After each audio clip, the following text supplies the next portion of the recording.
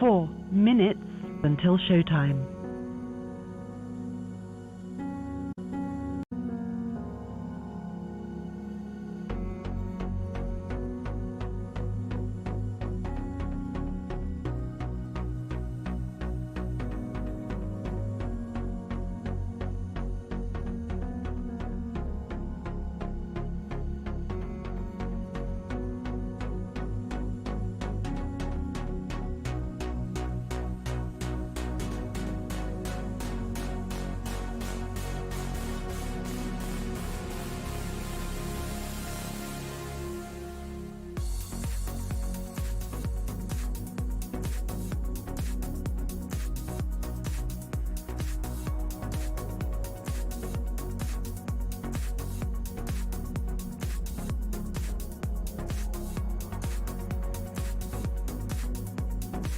3 minutes until showtime.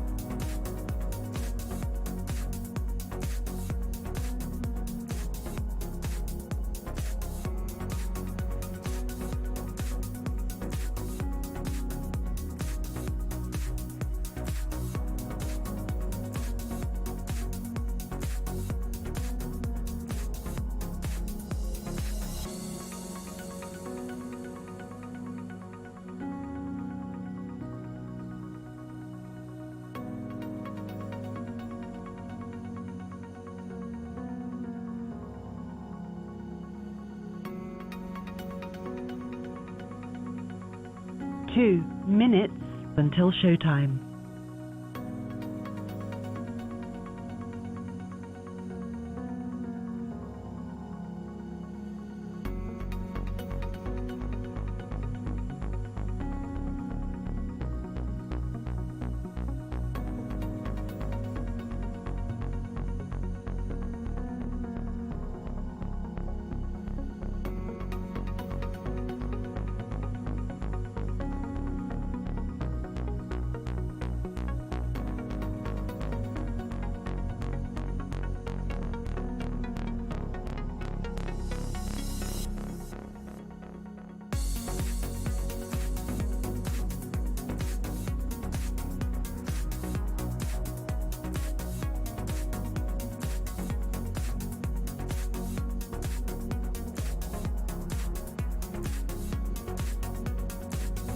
1 minute until showtime.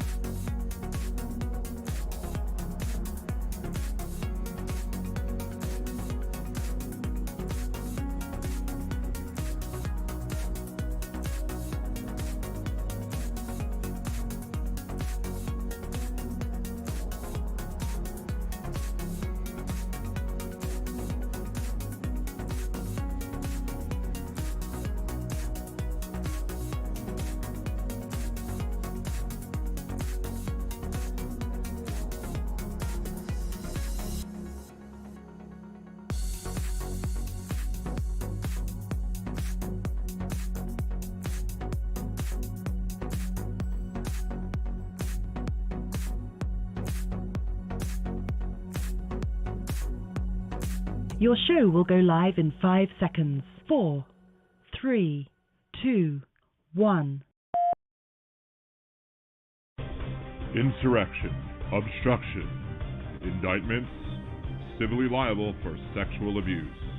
The one man responsible for all that could be sitting in a prison cell on election day and still be elected commander-in-chief for these United States. That man is beholden to Putin, weakened NATO the last time around, and is currently tying himself to wealthy Saudi oil money. He enriched himself when government stated his properties. He campaigned on wanting to use government to go after his political rivals and wants to expand executive power. If Donald Trump is reelected, our nation is lost. So let's roll up our sleeves, get to work, and tell the MAGA folks no more before it's too late.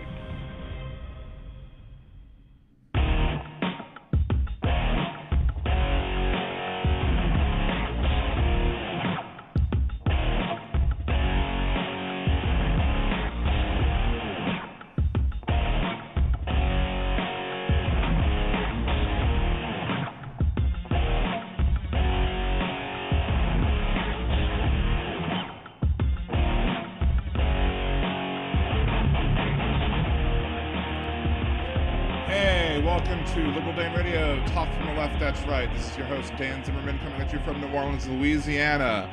We are doing somewhat of a different format show this week, but if you're watching live right now, please remember to like the video, hit subscribe if you haven't done so already. Make sure to go to all the videos after the show, like some videos, share some, etc., etc. Get those algorithms up to make sure that we get everything, get the traction going. I've managed to jump up to about 685, almost 690 subscribers in the past week. I'm going to talk about how that happened in a little bit later, because I actually have some gripes about that whole situation. Even though it was good, there was some bad that took place with it. If you're friends with me, you might have on Facebook, you might have seen a little bit about that. But normally, we'll talk a little bit at the beginning of the show. What's up, Julie, the first Liberal Dan Radio producer? Thank you for stopping in. Shout out to you. So one of the things, normally we'll talk a little bit, we'll BS a little bit, we'll do headlines normally, maybe do a bit or two, and then maybe if we're gonna have a guest on, maybe we'll invite a guest on, talk to the guest a little bit about stuff. But because tonight is the first of the Republican debates, of course Donald Trump is not going to be there because he's either smart or cowardly, one of the two. You can make up the decision for yourself as to whether or not you believe the move is smart or cowardly. Maybe it's both. You never know. Could be both.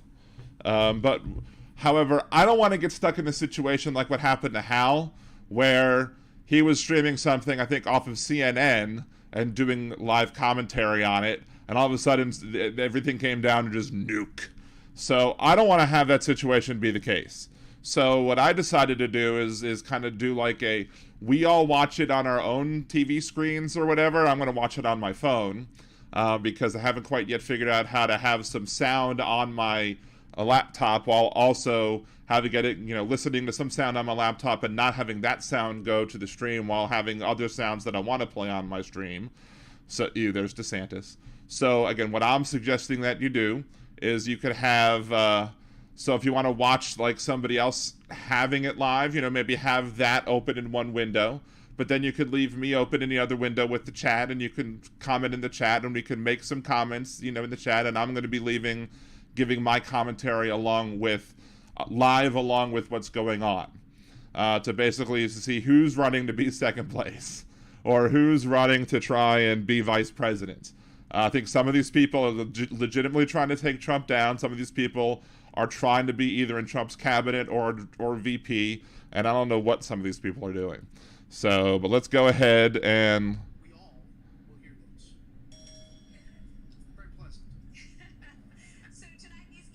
So they're going over the rules right now. I might flip this over a little bit off my ears so I can actually hear them better. I don't know if you'll be able to hear the sound from my phone, but I want to be able to hear the sound while also being able to talk. So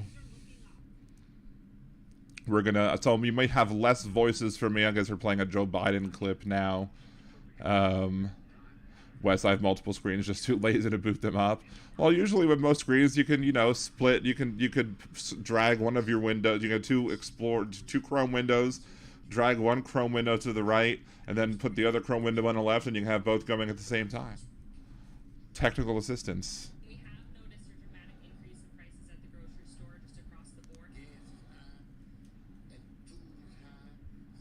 Gas is high. Why is gas high? We've talked about that on Liberal Dan Radio. It's because Donald Trump made a stupid deal with Russia and OPEC and made gasoline prices go super sky high. They're not going to bring that up. They're going to blame Biden.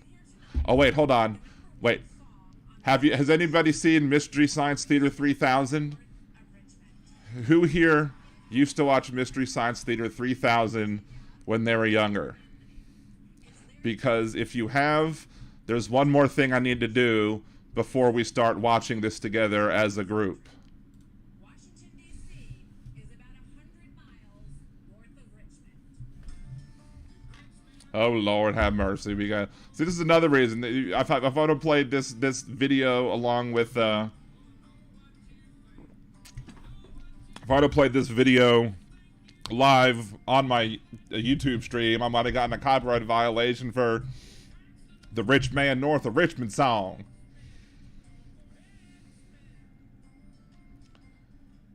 Jeff Curry, Jolie, they told me hospital food is designed for gaining weight. I'm gonna call BS. Yeah, I'm gonna call BS on that one too. That's absolute. Right, hospital food made to not eat it.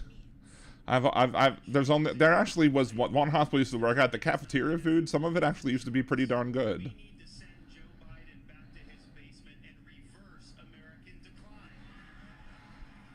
Oh, I guess that's. Ooh, one applause line for DeSantis. Send him back to his basement, huh? He beat your candidate in the basement, dumbass.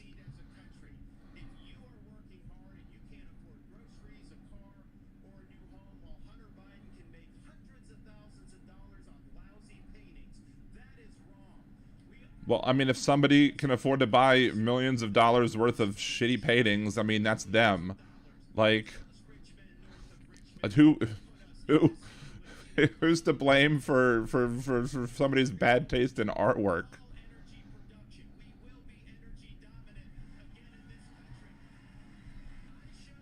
Energy dominant. Trump was president, and we gave the farm away to Russia and OPEC. He's like, I got applause. I'm winning the debate already.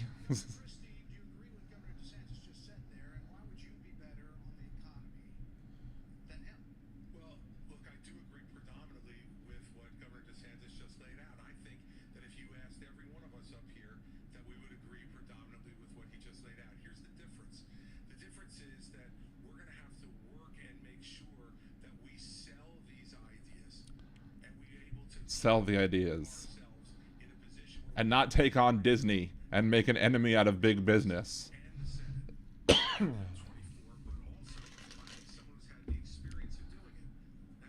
I'm on Fox, actually on my streaming service. Like, I'm on DirecTV Stream and watching it there.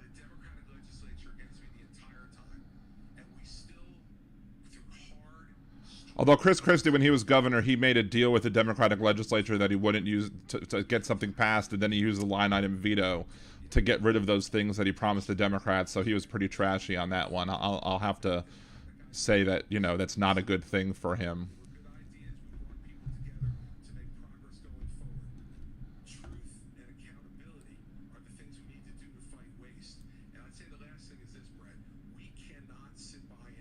Wait for the Donald Trump fat joke to be that there, even though Donald Trump has no room to call anybody fat.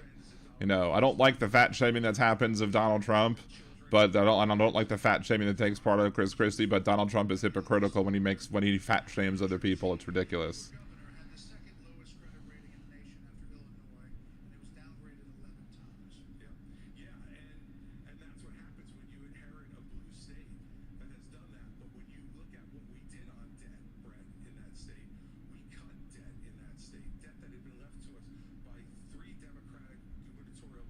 Let's blame the Democrats. Always blame the Democrats.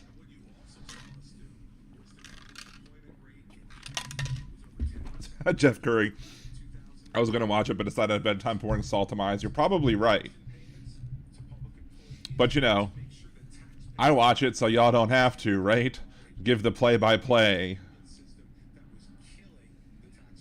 Oh, so you're anti-union now? I guess you should be.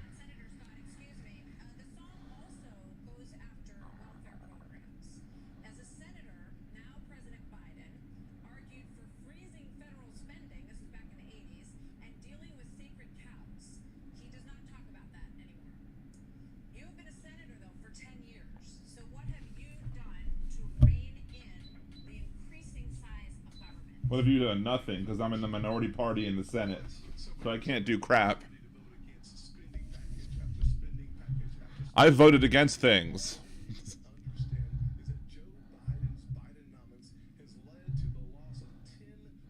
Wes, I'm not taking any callers at this point, because we're just watching the debate at this point. I don't know if today's going to be a caller day.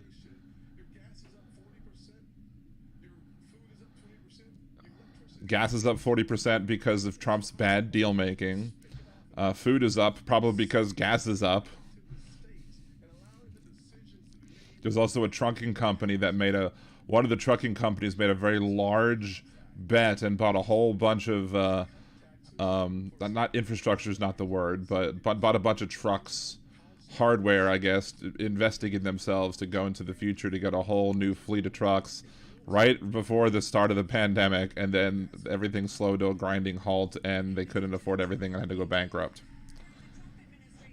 So there's that. There's less truckers, less trucking. 1 trillion, 1.7 trillion over the course of that administration. That's a lot of money. There's no doubt that during the Trump administration, when we were dealing with the COVID virus, we spent more money. But here's what happened at the end of our time in the majority. We had low unemployment, record low unemployments, 3.5% for the majority. Unemployments. 70-year low for women. African Americans, Hispanics, and Asians had an all-time low. But they had to work 2 jobs. At 2%.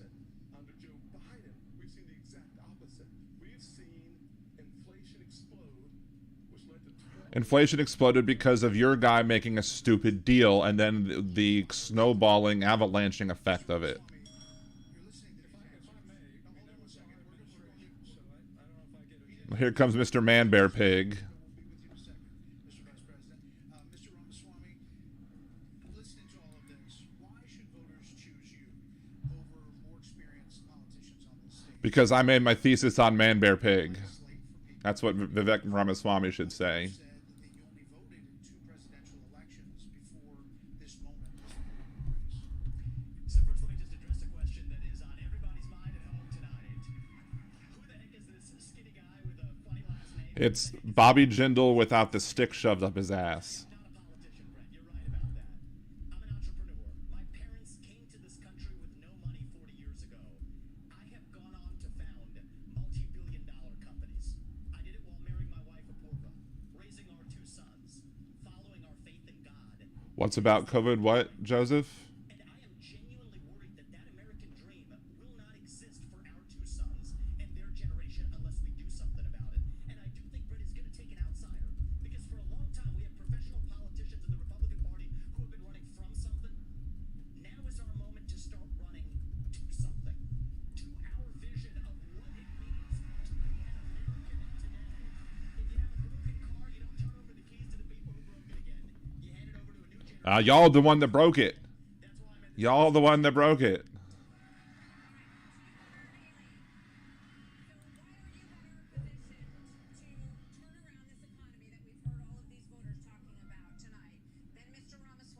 I mean, there was inflation. I mean, COVID. We had COVID.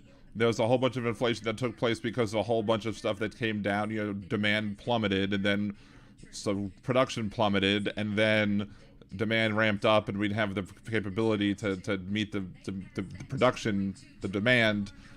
So the production couldn't keep up with demand. So that's part of the reason we had production problems. But we also artificially reduced production of oil, and as such, artificially oil was much more slower to uptick than everything else, and as such, oil skyrocketed worse.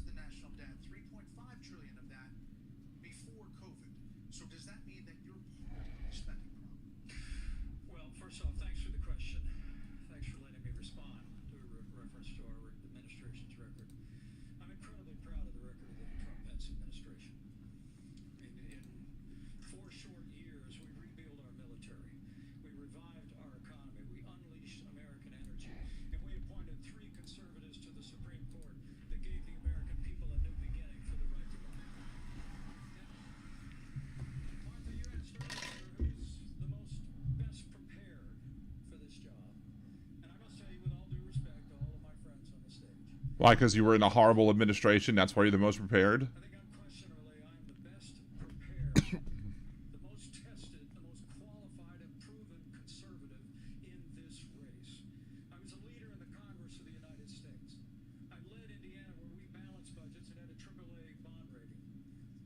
He's like, haha, I had a AAA bond rating, you didn't, and looked right over at Christie.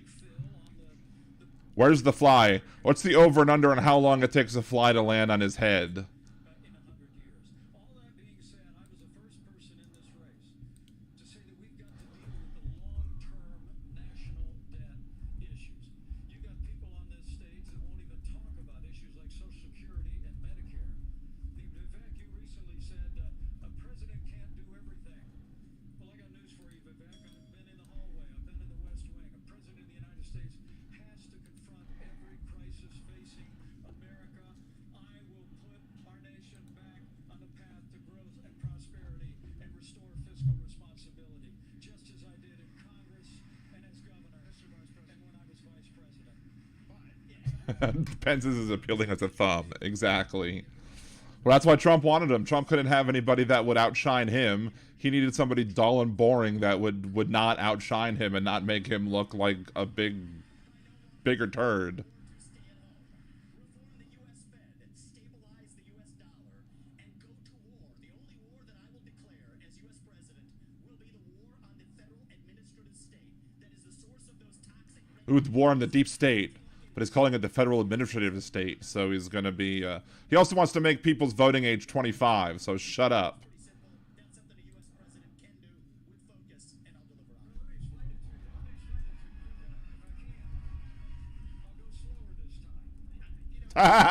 it. I'll go slower this time. I was a House conservative leader before it was cool. I actually pushed a Deficit Reduction Act. That was the last time we actually reduced the national debt in the United States when I was the leader of House conservatives. I balanced budgets and cut taxes when I was governor. I mean, look, Joe Biden has weakened this country at home and abroad. Now is not the time for on-the-job training. We don't need to bring in a rookie. We don't need to bring in people without experience.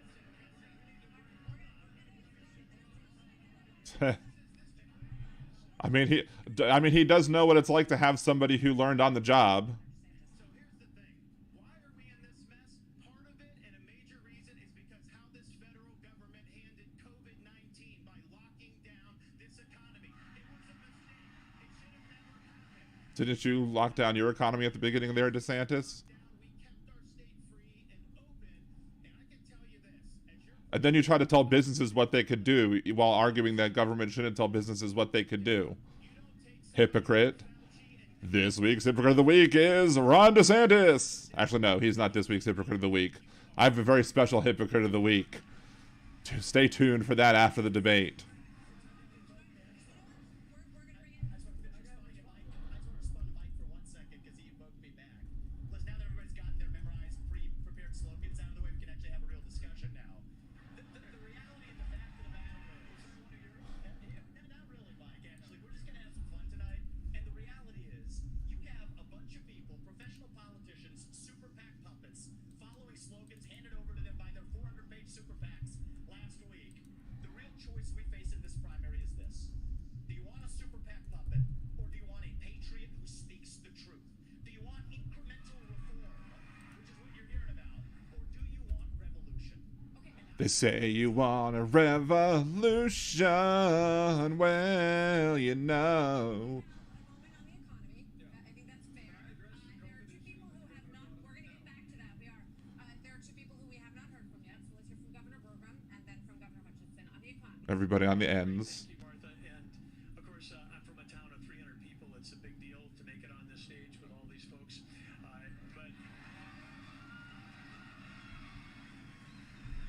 when they were all wishing me well, and I think I took them a little too literally when they said go to Milwaukee and break a leg.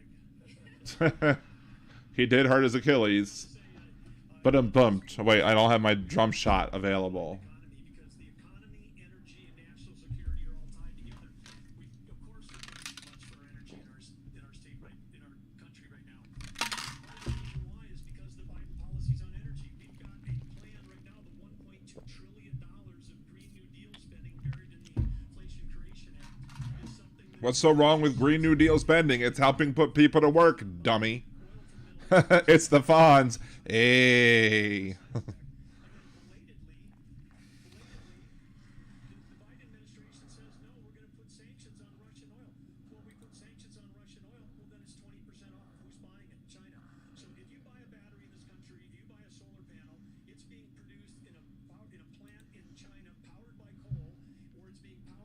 I really wish I could get Man Bear Pig trending on Vivek Ramaswamy or #Vivek Man Bear Pig. Because I'm just so, it's so funny that he did his senior thesis on human animal chimerism, which is Man Bear Pig. pro-life governor from a conservative state that have a conservative record in which I lowered taxes in Arkansas as governor. In Arkansas. A $2 billion surplus that I passed over to my successor. And So you overtaxed your people. that we shrunk the size of government. We have 14% fewer state employees in Arkansas after I left government than when I took over as governor 8 years ago. Is this Bush? No. Because that's what we It's Bush 2.0. New and improved Bush. Which is not too hard to do to improve on a Bush, because that's very low bar. reduce the size, and I pledged to reduce by 10% our federal non-defense workforce. That's a specific. Reduced by 10% our federal non-defense workforce. Granted, our defense budget, what are you going to do? Increase it by more? So we're going to have even more? Y'all are talking about warmongers, but holy crap. I've served our country in terms of See, I don't know how badly, Jeff, that Trump is going to talk about Vivek Ramaswamy, because I think in the back of his head, Trump might be thinking that Vivek Ramaswamy might be on the short list of possible VP candidates. Because I really think that the way that Vivek Ramaswamy is running, he might say that he doesn't want VP because he can't say that and run for president, especially if he wants to be the candidate if for some reason Trump can't be there. But I think he's one of the serious people who is on that stage who could be considered to be a VP choice.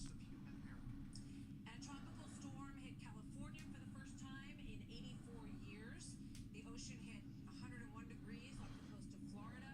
And in the last month, the heat wave in the Southwest broke records nearly... So there's climate change, Alexander Diaz from Young America's Foundation. dummies. Polls consistently show that young people's number one issue is climate change. Ha! As both President of the United States and leader of the Republican Party calm their fears that the Republican Party doesn't care about climate change. So we want to The Republican Party doesn't care about it because they don't believe in it.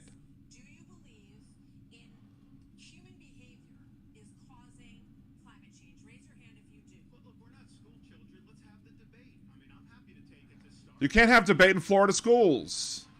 I don't think that's the way to do it. So let me just say to Alexander this.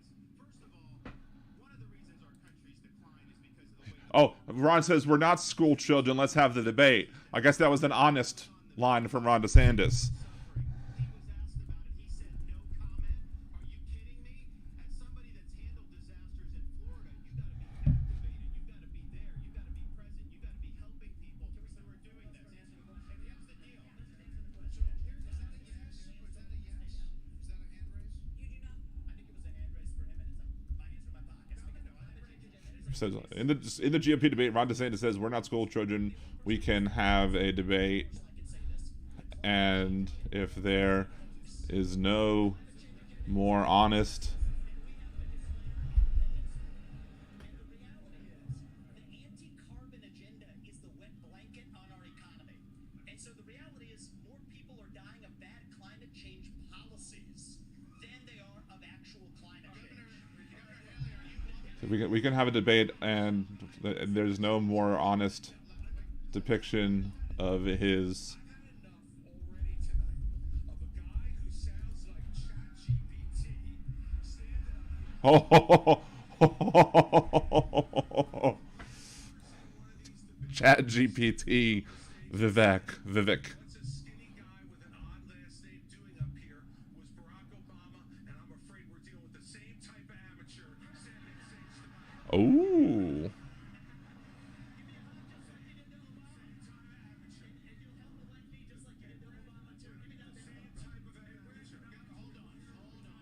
Governor Haley, would you like to respond? Are So, you Brett, what I would like to say is the fact that I think this is exactly why Margaret Thatcher said, if you want something said, ask a man. If you want something done, ask a woman.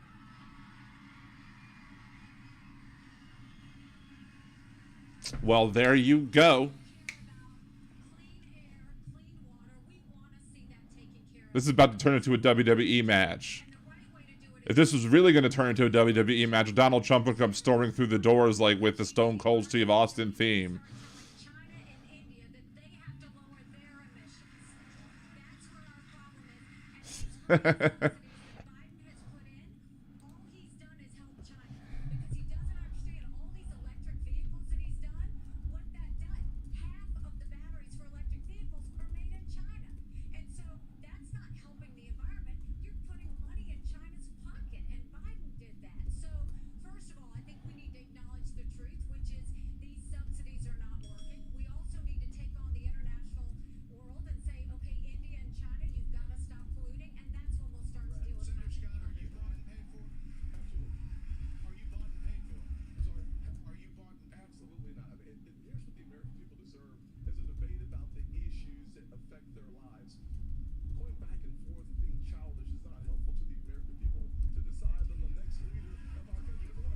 Wait a second. And number two, as a kid that grew up in a single-parent household, mired in poverty, I wondered, was the American dream real for kids? And how much help did you get as a kid in poverty from government assistance, and how much are you trying to stop that government assistance from helping other people now, you hypocrite? We focus on restoring hope, creating opportunities, and protecting America. If we want the environment to be better, and if we all do, the best thing to do is to bring our jobs home from China. If we create 10 million new jobs in our Made in America plan, we will have a better economy and a better environment. Let me tell you why I say that, Brett. Do it quickly. America has cut. I'm a Southern boy and talk slow. So America, that was quick. America has cut our carbon footprint in half in the last 25 years. To place That's right. They don't care about the environment one bit. 950 million people. India over 1 billion. China over 1 billion. Why would we put ourselves at a disadvantage? Devastating our own economy. Let's bring our jobs home. We have a lot of different topics to get to. We have a lot of different topics to get to. So coming up next, the candidates will weigh in on what could be a defining issue in the 2024 campaign. The first Republican debate continues moments away. Ooh, so we got a commercial break now. La-di-da. Fox News Democracy 24. See, Republicans will argue, we don't have a democracy. We don't.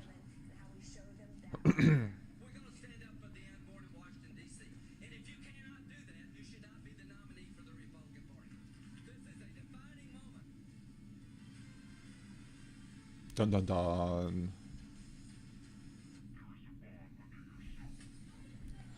All right, let's mute this for a second. All right, so there was definitely a lot more exciting than I believed it was going to be. Of course, everybody's in there. I wonder how many of these people not only hire, like, you know, they all have teams that they work on or that they work with to do debate prep with. Maybe not the people on the end. Maybe like not the guy with the big old bushy eyebrows. I even forget what his name is. The one with the broken Achilles or the injured Achilles tendon or whatever. But like, you know, I wonder, like, you know, Vivek Ramaswamy, he's, you know, independently wealthy. Chris Christie, I'm sure, has a good, you know, people. I'm sure Ron DeSantis has enough money to do this. Tim Scott probably has enough to do this. How many people, like, you know, you have your debate prep people, you have the people who stand in for the other candidates who, you know, so you do your opposition research and you have people figure out, you know, this is what this person's going to probably say, this is what that person is probably going to say, and so they figure all that stuff out. But the thing is that I'm wondering if any of them, like, hire comedians. Like, if any of them hire, like, stand-up comedians to be like, all right, I want to attack this candidate and I want a good zinger. I want to attack this candidate on these things, but make me a good zinger to be able to really lash out and get a good laugh line. So it's not just a good political attack or smart attack, but it really lands and hits home and makes the news. So I'm wondering if stand-up comedians are hired. I mean, I know, for example, I think when the politicians will do things like, you know, for the correspondence dinner, they'll hire the things like that. Adding off Twitter, yes, I have talked about. I did mention that earlier. That Vivek Ramaswamy, i.e. i.e. Vivek Manbearpig, does oppose people under. He wants to raise the voting age to 25 years old. I've made TikToks about that. I've made videos about that, and I actually just tweeted about that just now. I was like, remember when y'all start swooning for hashtag Vivek Manbearpig? That Vivek Manbearpig does not want people under 25 years old to vote. So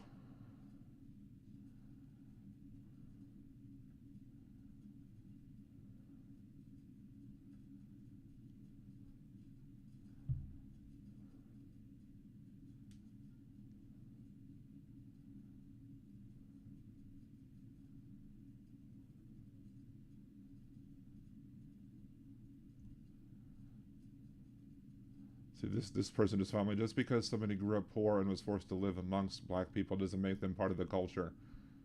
Yep. I mean, I was the only white kid in my community for a very long time, for the first part of my life. I've never claimed to be part of the black culture. I don't know who would. People are weird.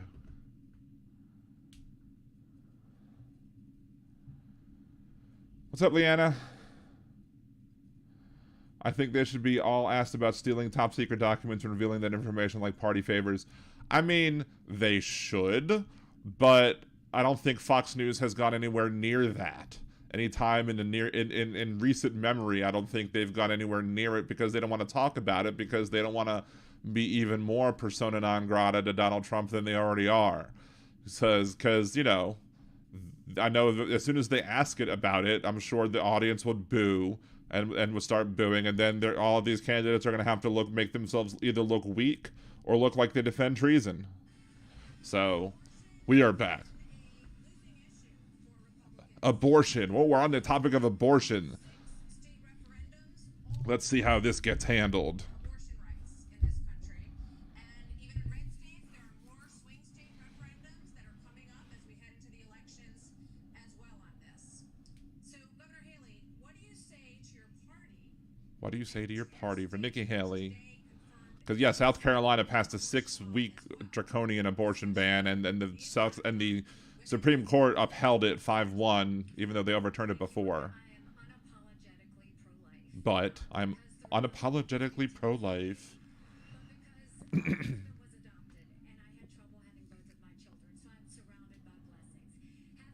I'm surrounded by...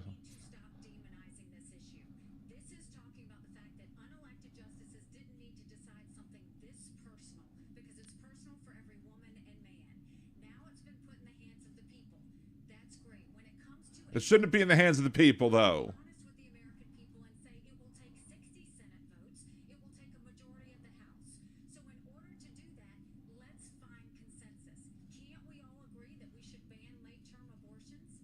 Nope, we should not be banning late-term abortions, because the only people who get late-term abortions are the people who need them because of a medical condition. No, because that's what they're going to next. They're going to go after contraception next.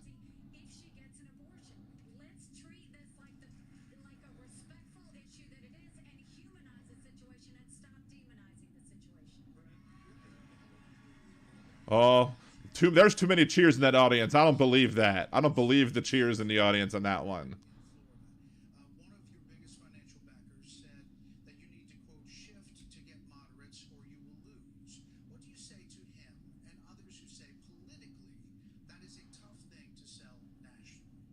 Well, I would say we sold the biggest election landslide victory in the history of the Republican Party in the state of Florida in 2022. That's what I did. We did win. But second of all, look, you got to do what you think is right. I believe in a culture of life. No, you don't. You let people die in your state during COVID. You just believe in forced births. A-hole. Oldest daughter in my wife's womb, and then saw the sonograms of all 3 of my kids. What the Democrats are trying to do on this issue is wrong, to allow abortion all the way up to the moment of birth. I know Nobody wants abortion up to the moment. Nobody wants to get an abortion that late into the pregnancy. The only people who are getting abortions super late into the pregnancy are the ones that have to save their own lives.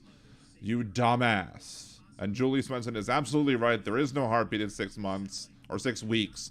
the actual heartbeat doesn't take place till actually like 20 weeks in. It's not a heart at that point at 6 weeks. It's a pulsating blood vessel. It's not a heart. And what you're hearing on the ultrasound, the is not the actual sound it makes. It's the electronical pulses that are. The machine picks up the electrical pulses and it translates it into a sound.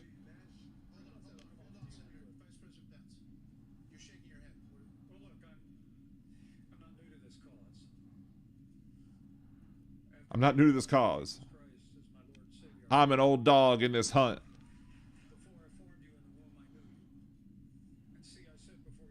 That doesn't mean that he wants to force abortions on you. Embryo in Judaism is mere water. Two men strife, Exodus. If it causes a miscarriage, it's a monetary fine, not eye for an eye.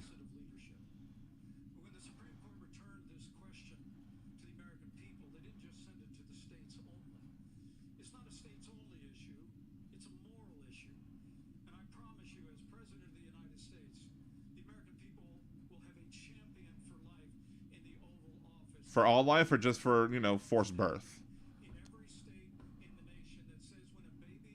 Julie Swenson is absolutely, again, you're absolutely right. Legislative based on that lie that there are any organs in 6 weeks is not based on any reality. Exactly. Jeff, I have no idea how all that works, therefore I have no say.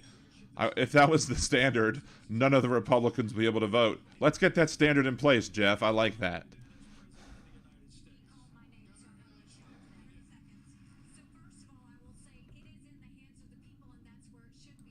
No, it should not be in the hands of the people. People shouldn't get to vote on rights.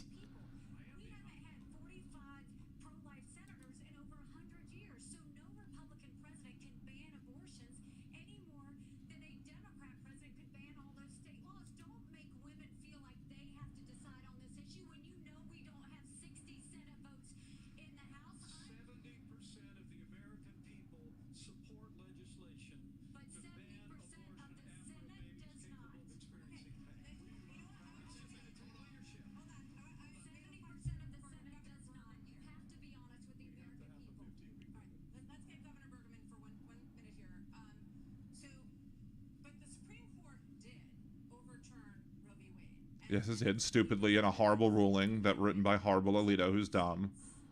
So that's where it is right now. So, as I understand it, you are not in favor of a federal ban. What do you say about the states, there's about 5 of them, including New Jersey, I think a few others, that allow abortion up until the time of birth, though? If you were president, would you be able to abide that? Well, first of all, I'm a pro-life governor of a very pro-life state.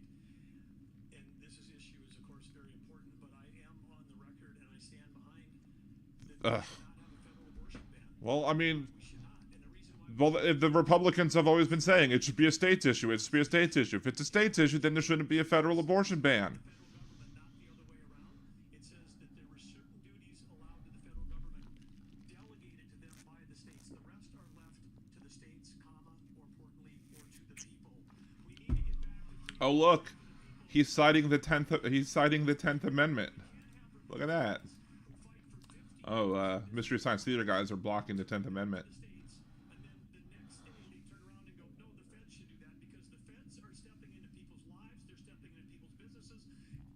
So you go to the Tampa Bay, Florida Republican called pregnant women host bodies 5 times while discussing anti-abortion bill. It wasn't a simple slip of the tongue either. Of course not. Obviously not, because that's what ultimately they view women like. Breeding cattle. And that's the end of it. Yes, and what is going to work in New York will never work in North Dakota and vice versa. That's why we face states. The fact the moderator is spewing this abortion up to birth nonsense is absurd. I agree. It's especially a woman, who should realize that it's all nonsense. Again, 99.5% of all abortions take place prior to week 22, if not week 20. President Biden is pushing for a Democrat proposal, which is, in essence, abortion on demand through the term. So they have their extreme. Yes, abortion on demand for the term because 99.5% of all abortions take place before week 21, week 22, and there are other abortions that take place because the people who are getting them need them for health reasons, life reasons, for fetal abnormality reasons. These people want to force somebody to if they determine it's 7 months old, 7 months pregnant, they determine at that point of the pregnancy that the fetus is going to die as soon as birth happens. They want to force you to gestate for 2 more months and give birth anyway, and have to deal with that pain 2 months later, and deal with the income for 2 months of pain knowing what's coming. It's sick. It's absolutely sick. These are sick, twisted MFers. Maternal care, those things we've done in Arkansas and are important for our nation's future. There are a lot of issues that are very important. Senator, I'll let you weigh in. We cannot let states like California, New York, and Illinois have abortions on demand up until... We cannot let states do what we said that states should be able to do. Oh, the hypocrisy is astounding here on this thing. The GOP debate is showing exactly why hypocrisy is a conservative prerequisite, because they argued before Dobbs v. Jackson that the abortion issue belongs to the states, and now they are saying that states can't be allowed to allow abortion on demand. Hypocrites. Republican debate. That was the perfect number of letters.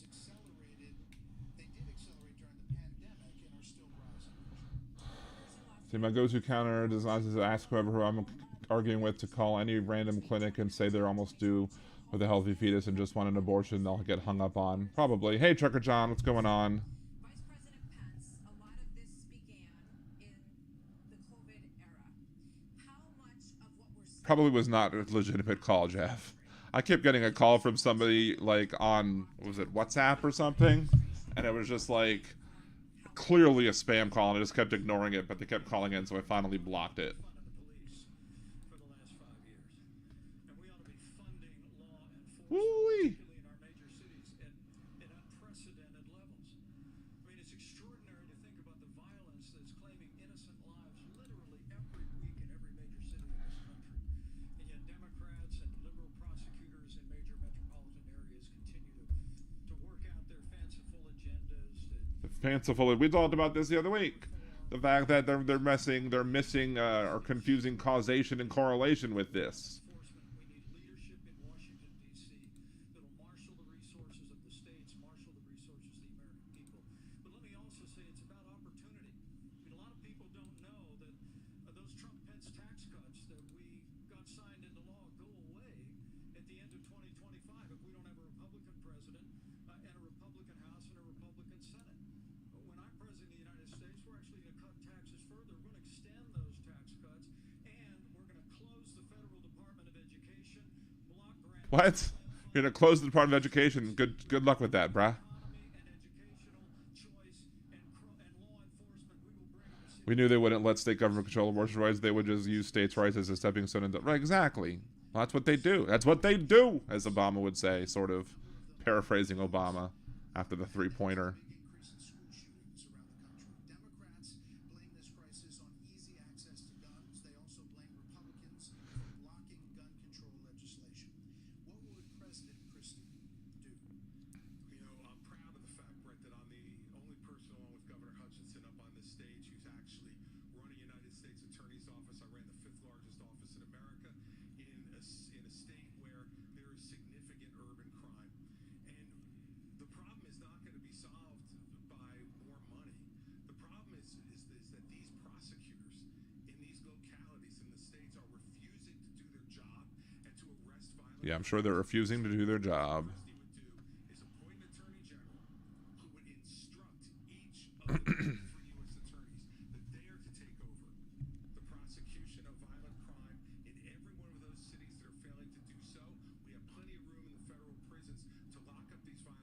Oh boy, we're going to turn the USA into even more of a prison system than there already is. Secondly, what we need to make sure that each and every one of these criminals understand is that the laws apply to everybody. And when Hunter Biden Law applies to everybody, including Donald Trump.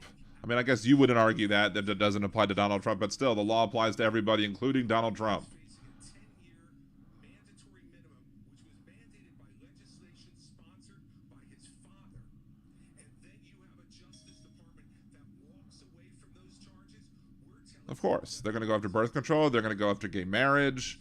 They're going to go after... They're probably going to go after interracial marriage. Someone's going to argue that they shouldn't have to be forced to marry people who are interracial couples. So the reality is we have a crime wave in this country and we know how to fix it. The question is, do we actually have the spine to do it? More cops in the streets who are on the streets able to do their jobs without looking over their shoulder for getting sued. And we also have a mental health... So let's not sue cops. Let's make it so that cops can't get sued. Let's give them carte blanche, right? We have seen a spike in violent crime. Do we have the spine to bring it back? I think we should. As president, I will. But it's not just drugging up people in those psychiatric institutions with Zoloft and Seroquel. It's a deeper issue. I think faith-based approaches can play a role here too. We're in the middle of a national identity crisis. And I say this as a member of my generation. The problem in our country right now, the reason we have that mental health epidemic is that people are... It's because we have too many Republicans. That's why you have a mental health epidemic. Oh wait, is that the correlation or causation? Or is that, am I putting cause, am I confusing cause and effect? Total reset from the top, saying that this is what it means to be an American. Yes, we will stand for the rule of law. Yes, we will close the southern border where criminals are coming in every day. And yes, we will back law enforcement. Biden is stopping a lot of them, bruh. Trump wasn't stopping as many. How we address that mental health epidemic in the next generation that is directly leading to violent crime. Governor DeSantis, really quickly. Governor DeSantis. We're not looking for a new national identity. The American people are the most faith-filled, freedom-loving, idealistic, hardworking people the world has ever known. We just need government as good as our people. Well, Mike, I think the difference is you might have some others that like you may have on the stage. It's Are they matching? Are they wearing the exact same tie and shirt? I think his collar's a little wider. Otherwise, it's like the same outfit. Are equating the American people with the failed government in Washington, D.C. We just need government as good as our people again. so I can tell me that's been addressing that slogan because I don't know what that slogan means. Does anyone know if they sell tubs of bacon grease in stores? I just saw that not large says bacon grease. I think I have seen that they sell bacon grease in the stores, yeah. Well, actually, crime's at a 50-year low in Florida. We're happy with that. Well, the statewide, it's a 50-year low. And so here's the thing. These hollowed-out cities, this is a symptom of America's decline. And one of the biggest reasons is because you have George Soros Oh, jeez, here we go. George Soros. Ding. Here's the anti-Jew comments are coming now. with the inmates start running the asylum. There's one guy in this entire country that's ever done anything about that. Me.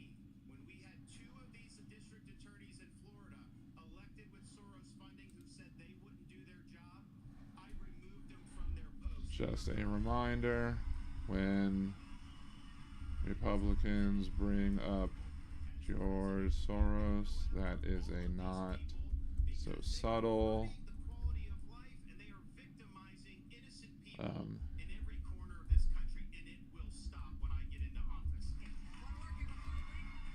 GOP debate. Brett, Martha, I just thought it was interesting. You asked your question about the problems we're having in big cities. Nobody ever asked the question of what about the crime wave in small towns? Because in a small town, neighbors help neighbors. Small towns, you don't have the population density of size, such you're less likely to have a criminal. There's less people. Again, it's the same problem that we were discussing on, I think, last week's show or the week before show. It doesn't work like they're having problems with numbers. They're making assumptions about the numbers that just you're missing the leap, or you're requiring a leap that's not there, or whatever the word I'm looking for. The challenges in our inner city, there's three simple words that would be helpful. One, enforce the law when it comes to crime. Secondly, let's deal with the challenge of fentanyl. And it's both about Joe Biden is dealing with the challenge of fentanyl. He stopped more fentanyl than Trump ever did. sure that we have Good job, Joe. Way to go, Dark Brandon. addiction counseling. That's what we expanded in Arkansas as well. hit my printer thing. No one likes to see an America with smash and grab in our inner cities. As president of the United States, that will stop. Can't be MAGA and not do nonsense about Soros, and they will each try not to each other, and they're crazy. Of course they will. Under indictment has undermined by attacking judges, by attacking prosecutors, by attacking. I think the only one that's not potentially crazy is Christie, but I don't know. Respect for our justice system and the rule of law, and it starts at the top with the president of the United States. I don't know if he's brought up Soros before or not. So, speaking of that, right now you are looking live at Fulton County Jail, where former President Donald Trump will be processed tomorrow. So next, the candidates will have Uh-oh. an opportunity to talk about the coming trials. Ooh. Ooh, this would be good. This is... Oh, I should have had popcorn for this. I should have had popcorn made for this. I should get Alexo Thomas and be like, Thomas, make me some popcorn. Bring me up a thing of popcorn. I need popcorn. Let's see if I can do that. Let's see if that'll work. Let's see. Boom, boom, boom, boom, boom.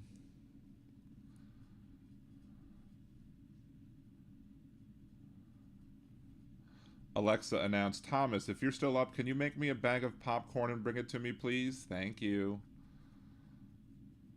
Announcing.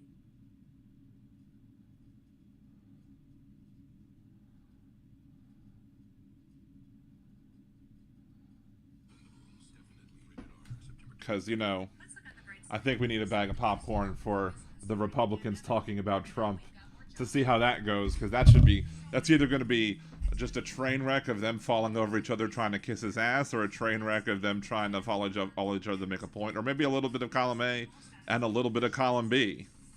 If you're a moderate Republican, you should feel unrepresented in the GOP. Probably, you're right. I mean, you know, you have like the Republicans against Trump, or the Lincoln Republicans, as other groups of Republicans who are actively trying to fight against Donald Trump. And yeah, there's not many. The majority of the Republican Party, at least voter-wise, clearly wants Donald Trump, and so as such, the politicians feel like they can't go against Donald Trump, or they feel like they're going to lose. Yeah, Chris Christie's going to go off, and Asa Hutchinson also will say things that'll be against Trump, but I don't think anybody else is going to dare challenge Hair Trump and his bad hair. I don't like popcorn, but who's this corn pop I keep hearing about? Oh, someone from Biden's past, supposedly. They're all obsessed with the corn pop story. Just to let y'all know, everybody who's watching, we got 12 viewers and 18 likes. That's a good sign that we have more likes than viewers. We do have whatchamacallit, I do have later on in the show, if for some reason you can't stay throughout the end, I mean, if you are a Liberal Dan Radio patron, do a show reset during the commercial, support the show, remember to like the video, subscribe to the channel, watch videos, like those videos, comment on videos, all the interactions that take place are the best ways to help the show. If you do want to support the show monetarily, you can do it monthly for as little as $5 a month by being a Liberal Dan Radio patron. You could also go to liberaldan.com and click the Buy Me a Cider button and go ahead and buy me a cider, or go to buymeacoffee.com/liberaldan radio, or click the Venmo thing and at liberaldan on Venmo. It's just friends and family at that point, because I'm not actually selling anything. You're just, helping a brother out. Also, what else? Go to twitch.tv/liberaldan.com. No. Twitch.tv/liberaldanradio. I'm trying to build that one up as well, so that when I hit the milestones that I want to hit, i.e. 1,000 subscribers here and then get monetized, then I can start dual streaming both to here and to Twitch, so that I can try and become an affiliate there using the Liberal Dan Radio account as well, and keep that separate from the Nerdy Dan channel as well. So there's that. So that's all the different ways that y'all can help me out. Was I going somewhere else with that? I don't know.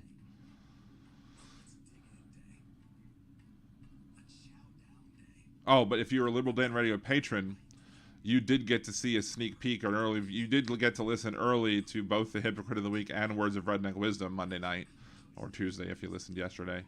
I was able to get, I'm proud of this Hypocrite of the Week.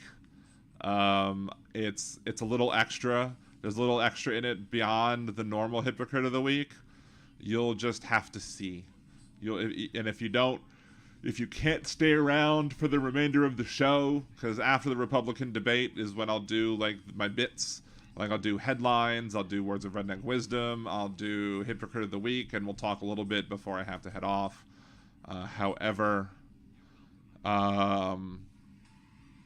we'll handle that stuff later, but for Hypocrite of the Week, at least, will be up, I think, at 9 o'clock in the morning tomorrow morning.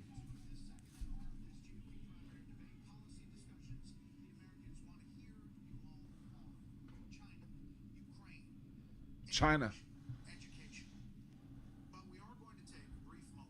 To talk about the elephant in the room. The elephant not in the room.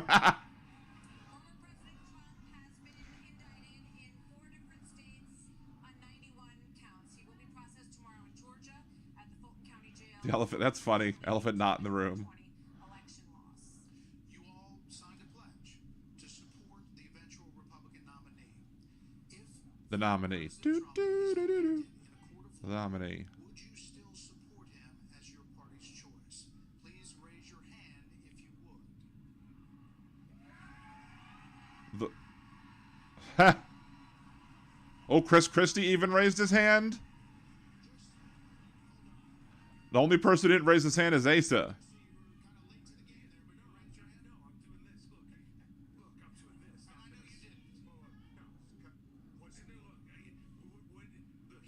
Here's the bottom line.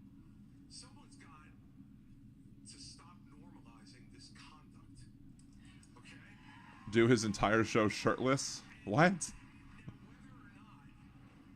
or not you believe that the criminal charges are right or wrong, the conduct is beneath the office of President of the Is he gonna get United booed? States.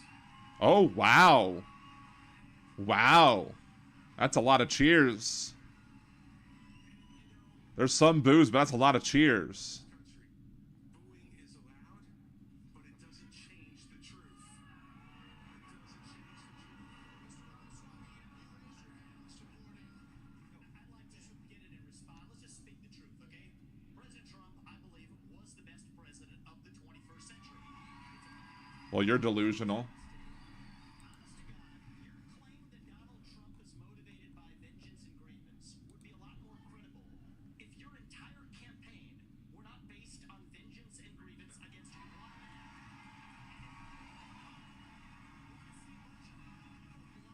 Was that his line? Was that his pre-written line? Vision for this country, they could just change the channel to MSNBC right now. But I'm not running for president of MSNBC. I am running for president of the United States. We're skating on thin ice, and we cannot set a precedent where the party in power uses police force to indict its political opponents. It is wrong. It's not indicting political opponents. If you commit a crime, you shouldn't be able to run for office to shield yourself from prosecution for a crime.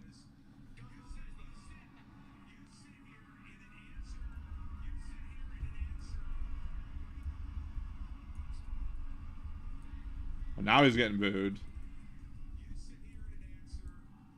Where's my popcorn?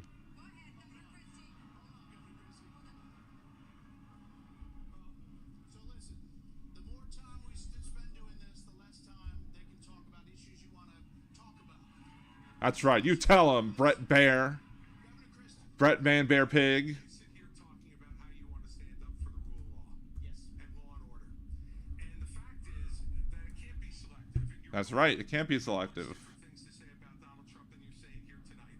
That's not true. Well, it is very true. That is not It's true. very true. I read it, and I know. Difference Look, between I bad get it. behavior and illegal By the way, behavior, Chris, and you're the by the way, prosecutor. Should know yeah, better. you know what? I know a lot There's a better. difference between I bad know. behavior. I know a lot better than you two.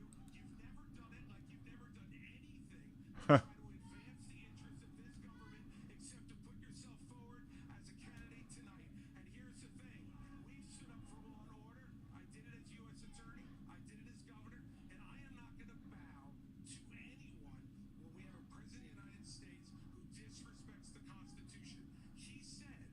Ooh, wait, he said. What'd he say?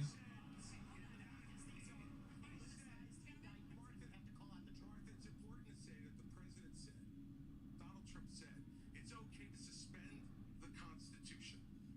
Now, the oath you take is to preserve, protect, and defend, not suspend. I will always stand up for our Constitution, regardless of the political pressure. We have another question for you. We're going to get everyone. Everybody's picking on the rich, smart guy. Well, if he says Donald Trump's the best president of the 21st century, I question how smart he is. Trump's former vice president is on this stage tonight. He has faced hecklers on the campaign trail over his actions on January the 6th. On that day, the vice president moved forward with the They said hang Mike Pence, and now you're defending him. This man didn't defend you. that Mike Pence did the right thing. Senator Scott, do you believe he did the right thing? Absolutely. He did the right thing. Number one. Number two. We should be asking ourselves a bigger question about the weaponization of the Department of Justice. It's not weaponized. First thing I'll do is fire Merrick Garland. Second thing I'll do Trump ran on lock her up, dummy. because we need Lady Justice to wear a blindfold. Without that, no one has confidence in our justice. I want Lady Justice to wear a blindfold. Republicans have confidence in our Department of Justice. Here's why. We keep seeing not only the weaponization of the Department It's not weaponized. The Department of Justice is not weaponized. parents who show up at school board meetings.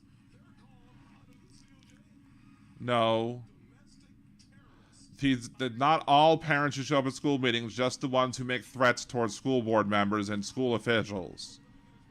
Not all of them. For some reason, they can't read the memo. We see the SWAT team show up at pro-life activist homes with guns drawn because this DOJ uses their power, uses their authority, not just against political opponents, but against conservatives and conservative causes. Well, I mean, if the conservatives are talking about shooting the president, then guess what? They're going to be have an overabundance of caution when approaching that damn home.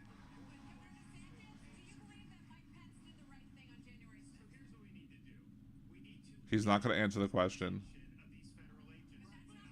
That's not the question, Governor DeSantis. Yes, it is.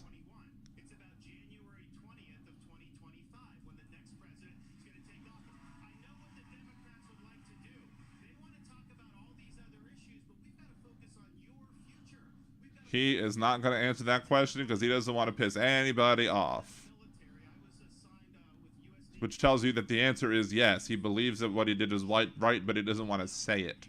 Can't get distracted. So Republicans, we've got to look forward and we've got to make sure that we're bringing the message that can win in November of 2020. Which you won't be able to do, but hey. What's up, Benny Loco? It is once what we're doing is a MST3K style, so you have to watch. You watch the video, you watch the debate on your screen, and then also listen to me give you my debate responses on my video. So that's what we're doing, because I don't want to get a copyright tag from Fox News. I don't want Fox News coming down with me with the ban hammer. Going forward, the rehashing of this, I'll tell you, the Democrats would love that. Ron DeSantis, yes, it should be rehashed until the people who performed the crimes are brought to justice. If you did crimes, you should be brought to justice. Period. We spent an hour talking about policy. Former President Trump is beating you by 30, 40 points in many polls. So it is a factor in the GOP primary. Governor Hutchinson, you did not raise your hand. I did not raise my hand. Because I'm not voting for that person. Issue we as a party have to face. And over a year ago, I said that Donald Trump was morally disqualified from being president again as a result of what happened on January 6th. Well, I guess I'd have to go by my play-by-play then of what they're saying or my responses to what they're saying. Under the 14th Amendment from being president again as a result of the insurrection. This is something that could disqualify. Ooh, he getting booed because he brought up the 14th Amendment disqualification for him, how that he should be disqualified that way. A serious felony or who is disqualified under our Constitution, and that's consistent with RNC rules.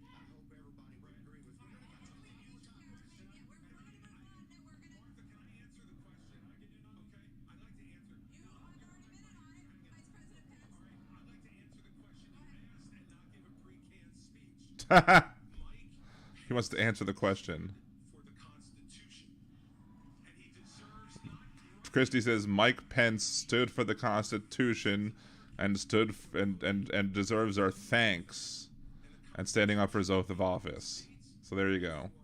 Personal, political, and unfair pressure, and the argument that we need There was 240K in Pac-Man when it got timed out. to move on to the issue What? that Ron talked about is we have to dispense with the person who said that we need to suspend the Constitution to put forward his political career. Mike Pence said no, and he deserves credit for it. Well, there you go. He says Mike Pence deserves credit, and he got a little bit of boos and a little bit of cheers. But those same people booed Asa Hutchinson, so who the hell knows? Vice President Pence did the right thing, and I do think that we need to give him credit for that. But what I will also But tell you, we need Nikki Haley. We need to give him credit. But when it comes to whether President Trump should serve or not, I trust the American people. Let them vote. Let them decide. let them vote. Let them vote as if they want a criminal. Who cares about the due process and justice? I thought they were the law and order party. We're a law and order party as long as the people we want law and order to be acted upon are the black people. If it's white conservatives that the Justice Department is coming after, we don't want law and order anymore. Exactly. Pence did his job. He doesn't get accolades. Not to mention he called Dan Quayle to see if he could do what Trump wanted. Yep, that's not necessarily seeking out a high-minded legal authority there. But I want to say, you started off Mr. Potato with an E. talk about China, Ukraine, education. China is the number one threat to our country, and every minute that these 8 candidates spend talking about the past instead of about the future is time that is just Well, I mean, again, you need to talk about the past because if you don't remember the past, you're doomed to repeat the past. Moving right along. Can I speak on this issue? I was You kind of did it. You answered us. You did You did say answer. something. I thought we thought you were done, but please. Well, Mike, why don't you say this? Join me in making a commitment that on day one you would pardon Donald Trump. I'm the only candidate on the stage who had the courage to actually say If Pence says he would pardon Donald Trump, and turn the page forward. That's exactly right. will be convicted of these crimes. You should be able to make a commitment. The same justice system that was this corrupt. Difference between you and me. Yeah, I'm not a politician. That's the difference. We can answer your question. I've actually given pardons when I was governor of the state of Indiana. It usually follows a finding of guilt and contrition by the individual that's been convicted. So, if I'm president of the United States, we'll give fair consideration to any pardon request. But if I may, so Pence did not say he would pardon Trump ahead of time. If Trump needed to be pardoned, he would listen to requests. I put my left hand on Ronald Reagan's Bible. I raised my right hand. And I took an oath to support and defend the Constitution of the United States. And it ended with a prayer, so help me God. It was a promise that I made to the American people, but I also made it to my Heavenly Father. Every day for 4 years I saw But he's not going to put Trump ahead of his Heavenly Father, and then the people will boo him for that, and then I'll laugh. if they earned this job, the confidence of the American people. Now look, Taters, maters, what's the difference? that the issues surrounding the 2020 election and the controversies around January 6th had not come to this, had not come to criminal proceedings. I would rather they had been resolved by the American people and the American people. But But no one's above the law, and President Trump is entitled to the presumption of innocence that every American is entitled to, and we will make sure and extend that to him. But the American people deserve to know that the president asked me in his request that I reject or return votes unilaterally, power that no vice president in American history had ever exercised or taken. He asked me to put him over the Constitution. And I chose the Constitution, and I always will. I had no right to overturn the election, and Kamala Harris will have no right to overturn the election when we beat them in 2024. Thank you, Vice President Pence. that's very bold of you to think you'll be able to beat Biden and Kamala. Committed nearly $77 billion in aid to the Ukraine war. Oh Lord, here we go, Ukraine. Asking Congress for $24 billion more. Regardless of that, the specifics of that plan, is there anyone on stage who would not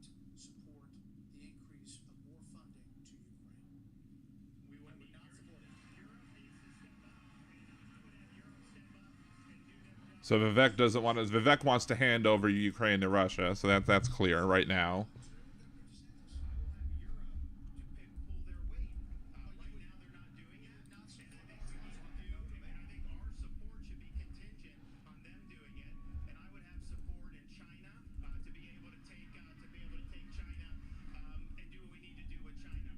Mr. Ramaswamy, you would not support an increase of funding to Ukraine.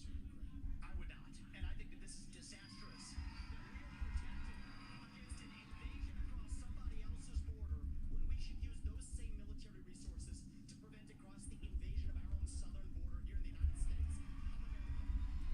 In case anyone's ever to Ukraine, so I guess he wants to hand it to Putin. I find it offensive that we have professional politicians on the stage that will make a pilgrimage to Kyiv to their Pope Zelensky without doing the same To their Pope Zelensky? for the south side of Chicago. Hashtag man, bear, pig. Hashtag Republican debate. And the reality is that this is also how we project strength by making America strong at home. Governor Christie first. All right. Look, I did go to Ukraine, and I went to Ukraine because I wanted to see. Yeah, they like to call it an invasion, even though there's no country invading. It's just people crossing the border. That's the reason they call it an invasion, because by calling it an invasion, that's how they believe that the states have the authority to act. Because the Constitution says that state governors can act to defend themselves against an invasion. But it's not an invasion. It's not an attack. Ripped from their mothers and fathers and brought back to Russia to be programmed to fight their own families. They have gouged out people's eyes, cut off their ears, and shot people in the back of the head, men, and then gone into those homes and raped the daughters and the wives who were left as widows and orphans. This is the Vladimir Putin. This is the Vladimir Putin that likes Trump. Loves Trump. called brilliant. Yep, there you go. If we don't stand up against this type of autocratic killing in the world, Oh, the audience is booing Christie. Vice President Pence was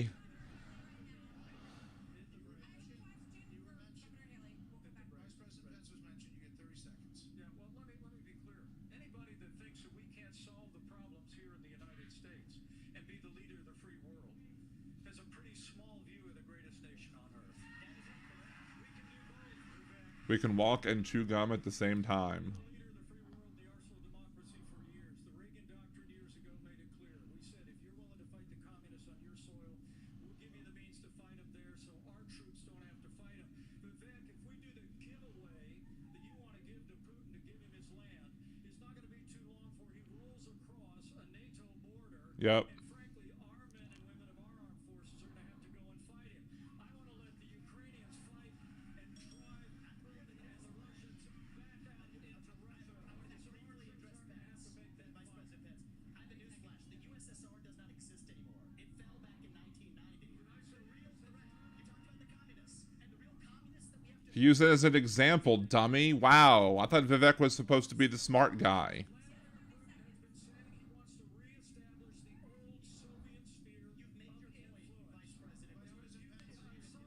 Insulted him by calling him a communist. He is a dictator and a murderer, and the United States of America needs to stand against. Are they cheering for the fact that he called him a dictator and a murderer, or are they cheering for the fact that he is a dictator and a murderer? Because that's what Trump wants to be too. And we are driving Russia further into China's arms. The Russia-China military alliance is the single greatest threat we face. Nobody in either political party is talking about it. And I am the only non-neocon on this stage to keep us out of war. I'm going to keep us out of war by giving up land, by appeasement. All right, Neville Chamberlain. China will not think about taking Taiwan. We achieve peace through strength.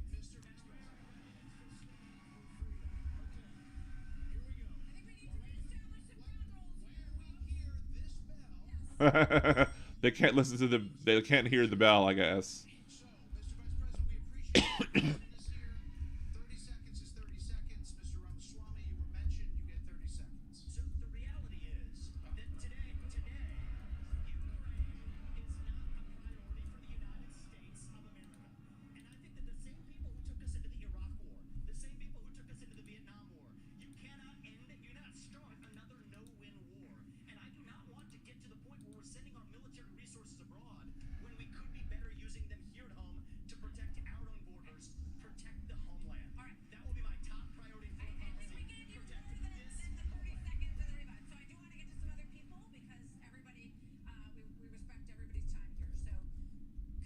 Really trying to get man, bear, pig trending.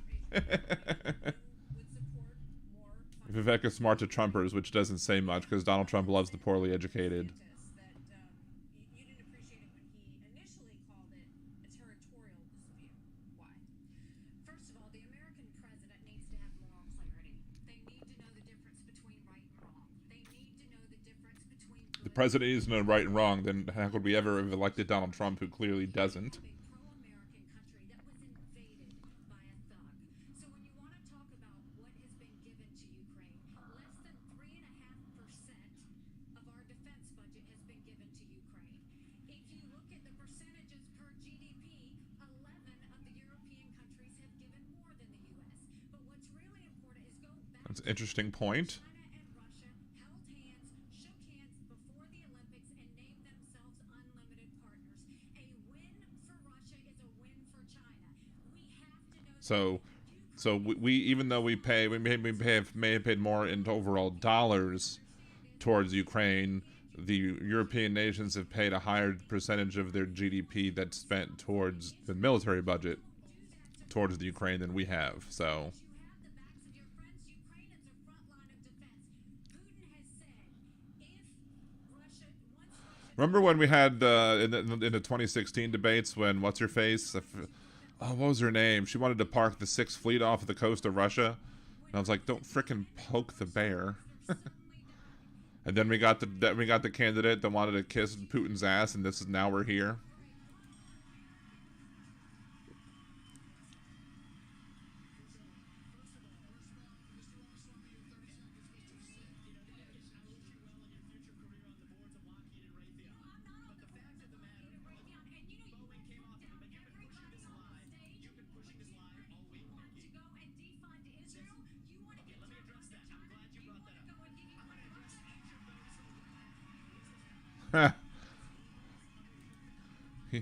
He wants to.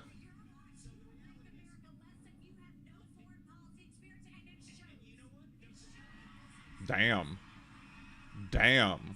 Vivek just got owned by Nikki Haley.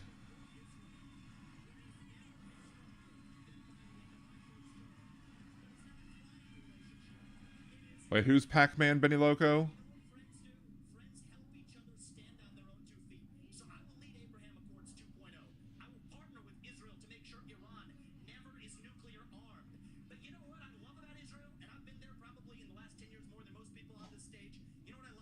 What do you love about Israel?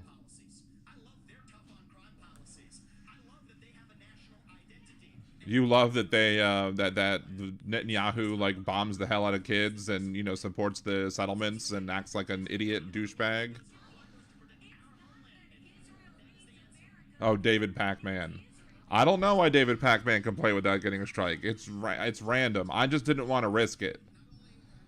If this was going to be like on like a PBS or a C-SPAN, I'd have done it. I would have done it off a C-SPAN. Yes, Israel also has abortion. Israel also has gay rights.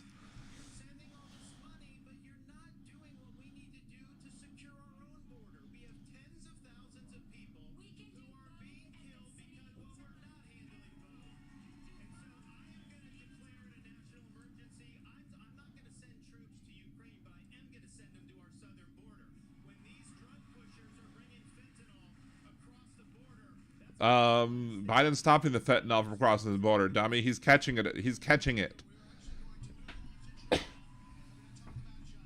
We're going to talk about China, as Trump would say.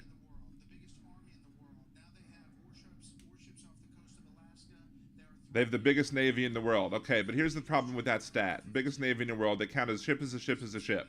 So a tiny little boat is the same thing as an aircraft carrier in that case. So they could have this like little float, this giant bunch of itty bitty little ships, and that doesn't necessarily mean squat. Like all their little itty bitty ships could all get blown up by maybe one carrier group of ours. Doesn't mean that their navy's more powerful than us. It just means they have more holes in the water.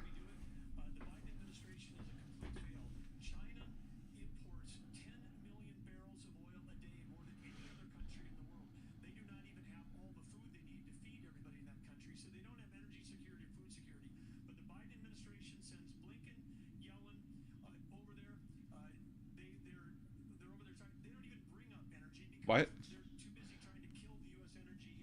What are they talking about? It's not meetings, not press releases, because something that would send a lot more than a press release is actually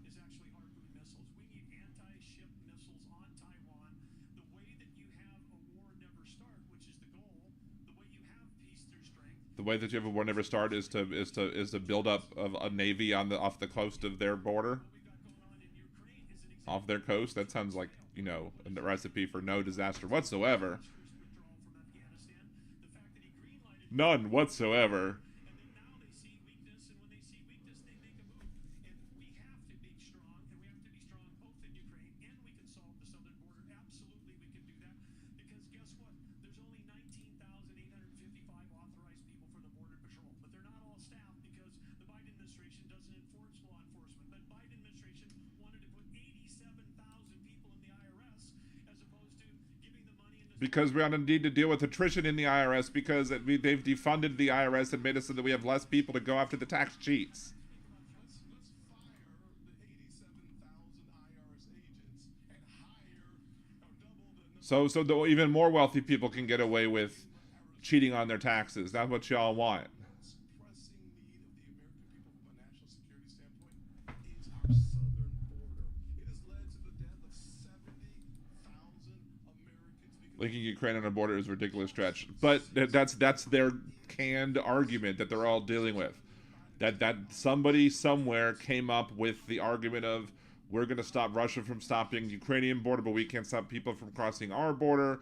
They said that sounds good. That sounds like a great argument to make, and they jumped all over it. finish the wall. For $5 billion more, we can have the military-grade technology to surveil. And I guess people are running with it because I guess it sounds good to the poorly educated that Donald Trump claims to love.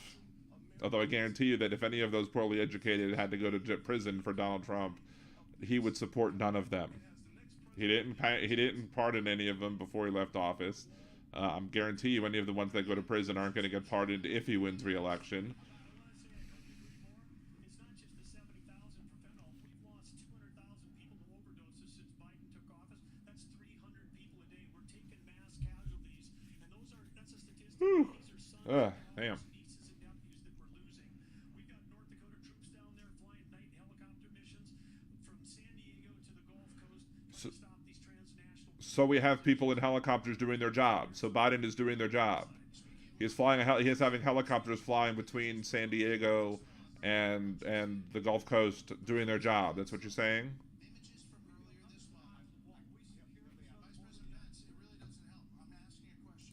Earlier this month, images showed suspected cartel members crossing into Texas with rifles. Do you consider this an invasion?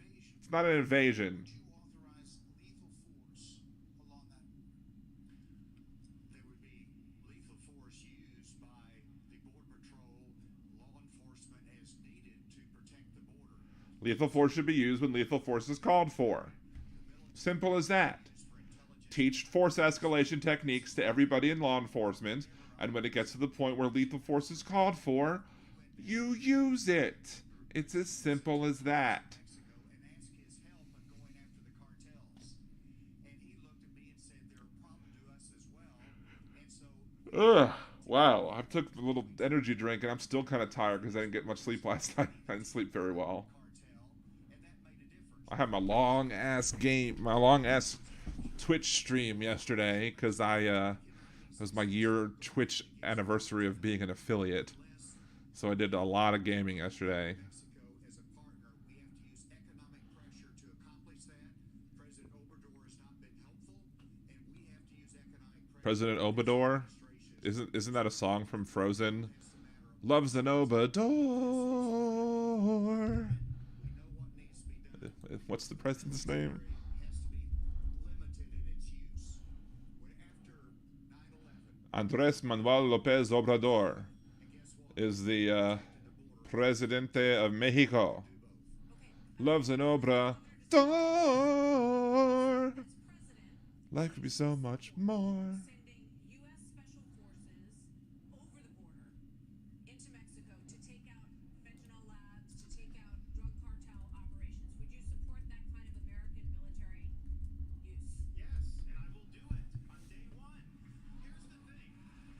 You know, it's crazy.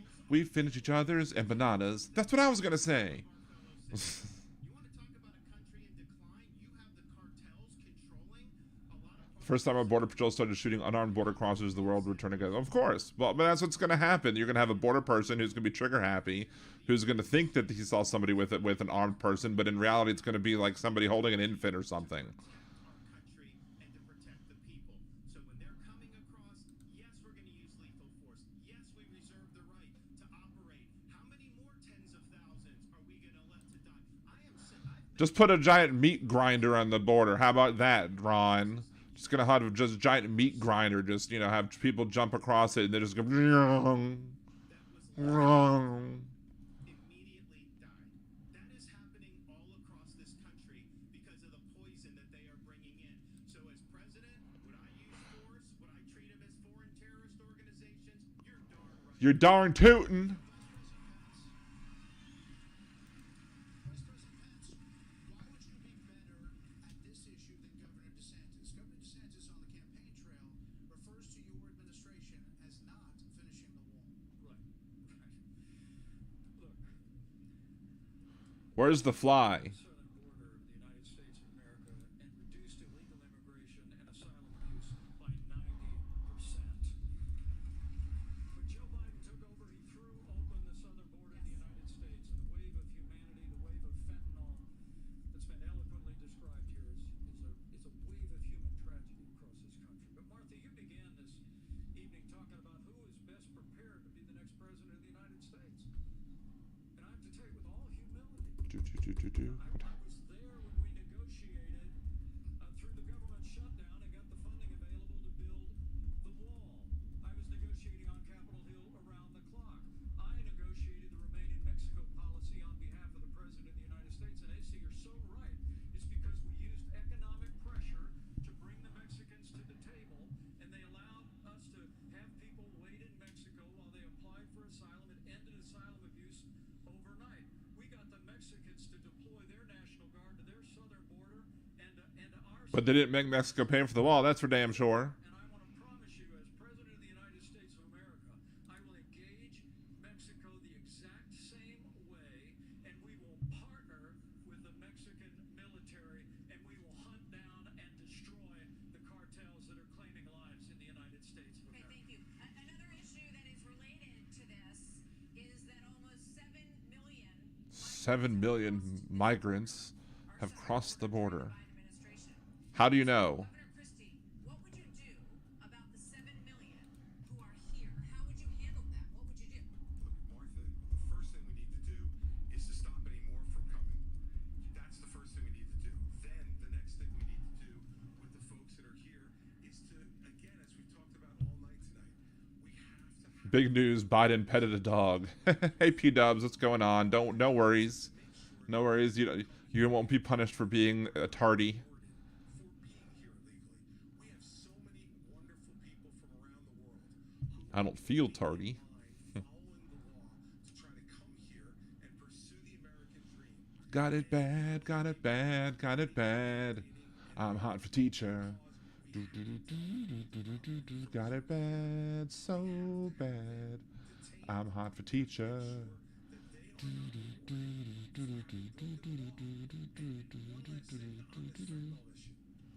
China, we can't take our eye off of that ball. Yes, it's important that we secure the border. Very important, as I just said. But China is sending these chemicals to these drug cartels for them to create the fentanyl that is killing hundreds of thousands of our citizens. The Chinese Have you had sold any more dog treats there, P-dubs? killing our citizens. We better make that priority one in our conversations with China and to try to straighten that relationship out. Because if we don't, we're going to lose more and more. That's excellent to hear. I'm very happy to hear that, P-dubs. I hope it really continues to go really well for you. You have to. We have a lot of issues that Americans care about. Next up, we're going to talk about the crisis in education. The crisis in education. Oh, I can't wait to hear what Ron DeSantis did. Ron DeSantis went, we fought the woke culture in our state, the woke mob, because Florida is where woke goes to die. Take a shot every time Ron DeSantis says woke during the during the conversation on education, right?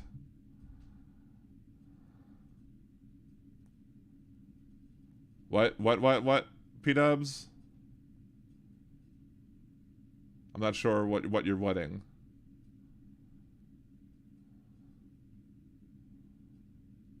The debate for the vice president, or the presidential Republican primary debate is going on. So I'm watching it and I'm kind of commenting, but we're not watching it live because I don't want Fox News to come give me a copyright strike or whatever.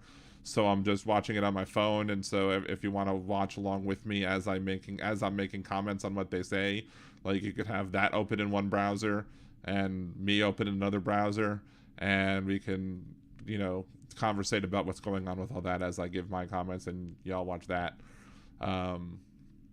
So I was just making commentary on what was said as they were going to commercial break. Really need an apple peeler core slicer. Did you make an Amazon wish list already? P-dubs? Oh, did you send that to me? I thought you might have. Let me see.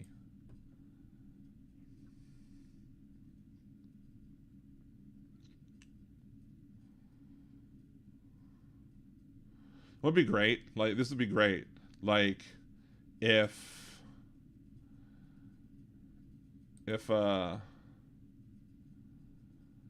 whatchamacallit, if through Liberal Dan Radio we got P-dubs to be like a mogul in the pet treat industry. Hey, let me see. I think I should have it if it's in my email. Let me go look.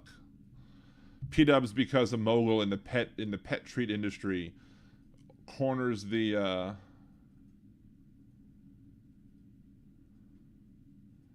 let's see.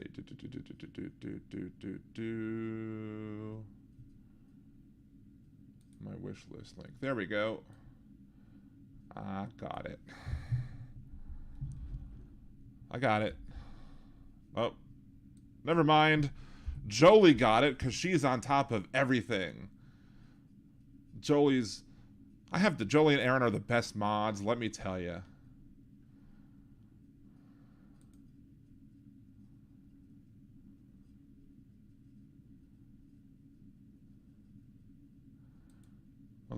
I missed. Let's see, I missed.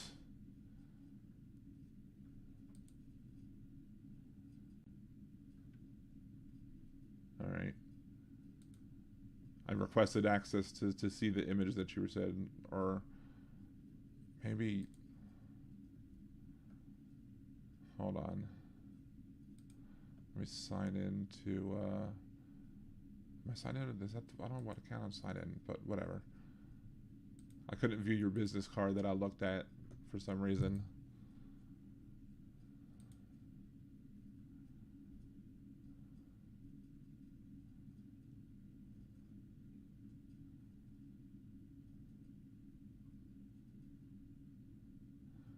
Interesting. Somebody wants to book an appearance on my show, I guess. All right, let's see.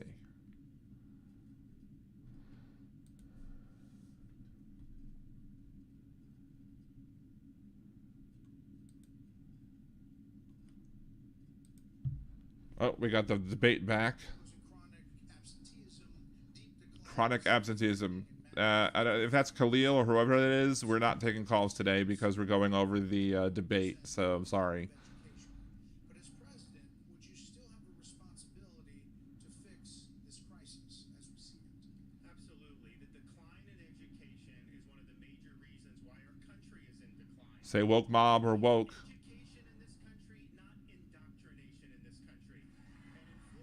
And In Florida, we're indoctrinating people.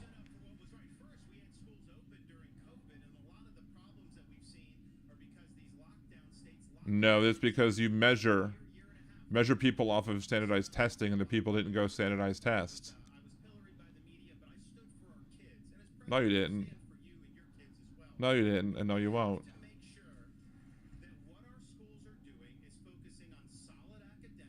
Then you don't know what critical race theory is.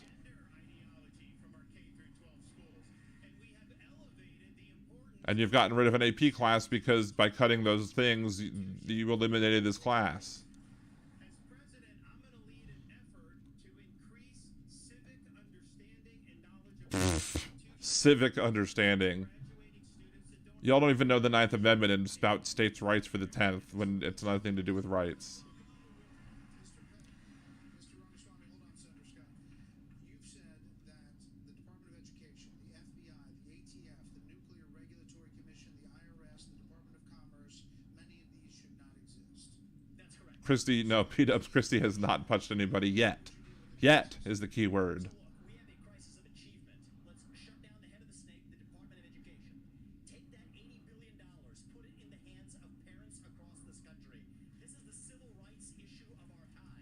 Allow any parent to choose where they send their kids to school. End the teachers' unions at the local level. And the teachers' unions. Lovely.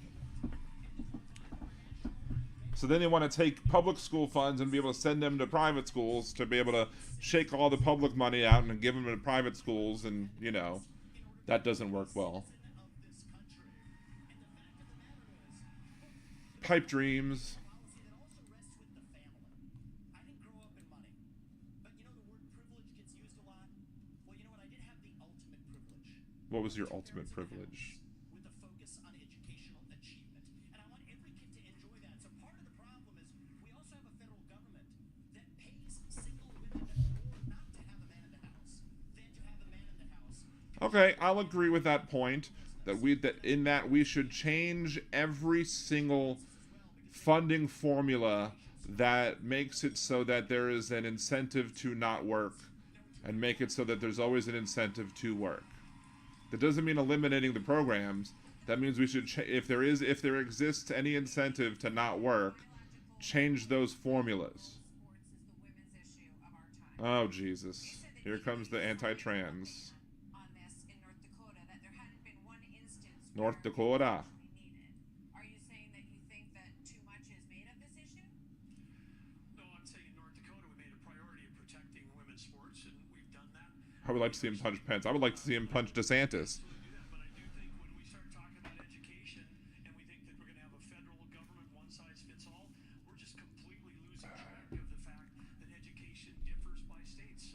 Some states have much more dumbasses than other states. Look at mine. They elected me. Every teacher is somehow indoctrinating people is just false. You know, when I was building a company from scratch, you know, with small town kids, and we went, you know, grew I was building a company from scratch, and I reckon we did a good job with it. with over 100,000 Viveka's most likely to get punched. Hey, Bill. we spent time with them, we talked to them, we did that, and as governor, I'm not advocating for violence, but, you know, I go, I shadow a student, I don't, I watched a presidential debate and a hockey game broke out. If I don't advocate for violence, but if there was to happen to be a fight that did break out on the show, I would on the debate, I would prefer it to be these people over other people. Watch Nikki Haley doing a flying elbow off the top rope. done holding the 7th annual Governor's Conference on Innovation Education. You should see what the people are doing when you cut loose the red tape, get the burden off their back. They care. Teachers in this country, the vast majority of them care. Poor dude on the end doesn't have much time to talk because he's on the end. And they're fighting for the Well, you don't give him much time to talk, so he's going to abuse his bell. Issue of our time. First, I'll tell you, as you know, as a parent, the one thing you want is for your child to have a better life than you did. And you should be able to have a better life without having to resort and rely on sports to have a scholarship. We've got to get these kids reading. If a child can't read by 3rd grade, they're 4 times less likely to graduate high school. So we need to make sure we bring in reading remediation all over this country. We need transparency in the classroom. Okay, reading remediation, good.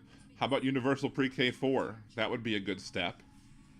A good first step. Which schools their kids go to because they know best. And let's put vocational classes back into the high schools. Let's teach our kids to build things again. When we do that, So we can build back better. that's when it'll get back. And yes, I will always say I'm going to fight for girls all day long because strong girls become strong women. Strong women become strong leaders. And biological boys don't belong in the locker rooms of any of our kids. Biological boys. We don't want to listen to the scientists who say that there is, more than just two genders or two sexes. But hey, Of questions, 30-second answers, please. President Biden the lightning is round. 2 years old on Inauguration Day. Nearly 70% of Americans say that he is too old to serve. Should presidents have to pass a mental and physical test in order to serve Vice President Pence? Well, it might be a good idea to have everybody in Washington, D.C. pass a mental. You would definitely get rid of Bobo the Clown and MTG, that's for sure, and Pizza Gates, if you required them to pass a mental test. We don't need a president who's too old. And we don't need a president who's too young. We don't need a president too old. We don't need a president that's too young. We need one that's just right. House works, how states work, and on this education issue, Martha, I was fighting against No Child Left Behind when Republicans would double the Department of Education. I'll also shut down the federal Department of Education. And when I was governor, we doubled the size of the largest school choice program in America, and we'll give. Is there any way we can hear the back? I mean, you just got to open up a second window. Are you watching on your phone, or are you watching, or do you have a TV that can have Fox News on it or whatever? Like, because I'm watching it on my phone on Fox News while streaming on the computer. So, like, I just don't want to take the risk of getting hit with something copyright from Fox News being a dick. I believe in the people of this country to tell the difference between somebody who's an automaton and somebody who's actually a thinking agent in the White House, which we don't have in there today.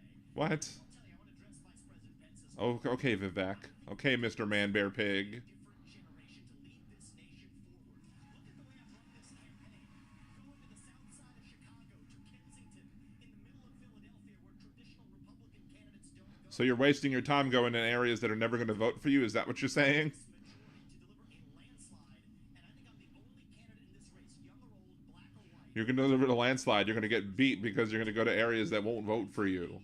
Revolution. We're going to do it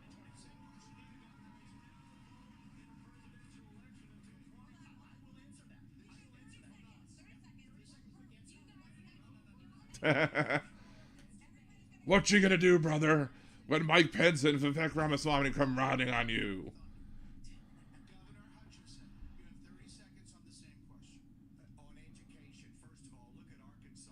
We have to compete with China. I built computer science education. We led the nation in computer We led the nation in computer science education. students to 23,000. They couldn't even turn on a computer when I started being governor, and then look what they can do now. I will make sure we go from 51% of our schools offering We were educated better than any of the other states on them their computers. computer science They were so good on the computers, we actually could turn them off, too. with China in terms of technology. Usually when a Republican wants to turn something off, they just got to talk to her. We're trying to do a quick round of different topics here. So, Senator Scott, faith is Lightning round. in this country. You talked about it a little bit before tonight. So, is there a role for a president of the United States in changing that? What would you do to change that? Our nation was founded upon the Judeo-Christian values. There's no such thing as Judeo-Christian there, Tim Scott. You only bring up Judeo-Christian when y'all want to, like, kiss the ass of several Jews. Otherwise, you're going to talk about Soros and other globalist bankers or whatever crap.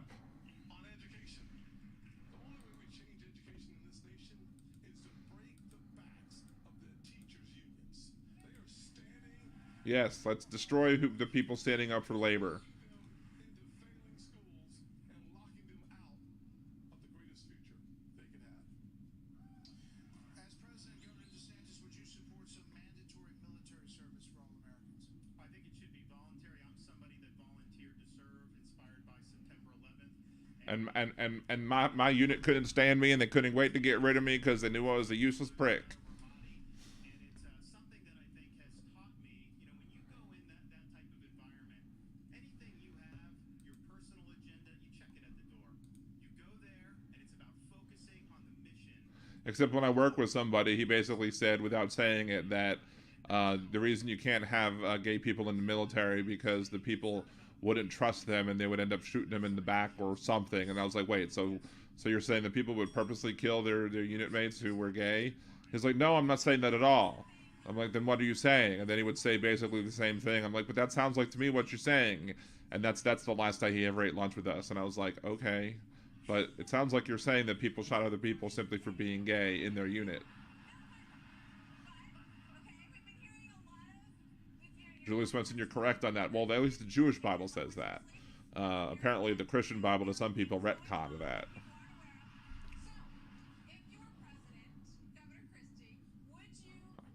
I missed that joke.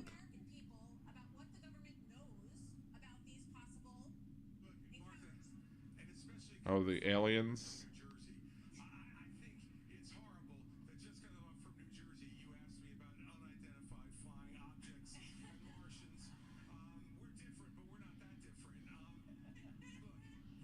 Joyzy.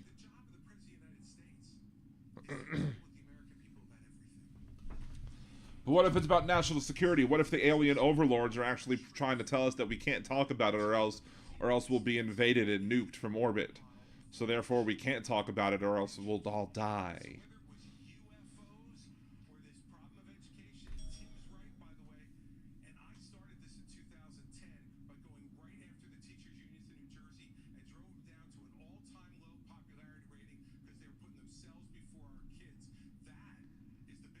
I'm a great union buster. I'm Chris Christie. I'm better union buster than all these other union busters combined.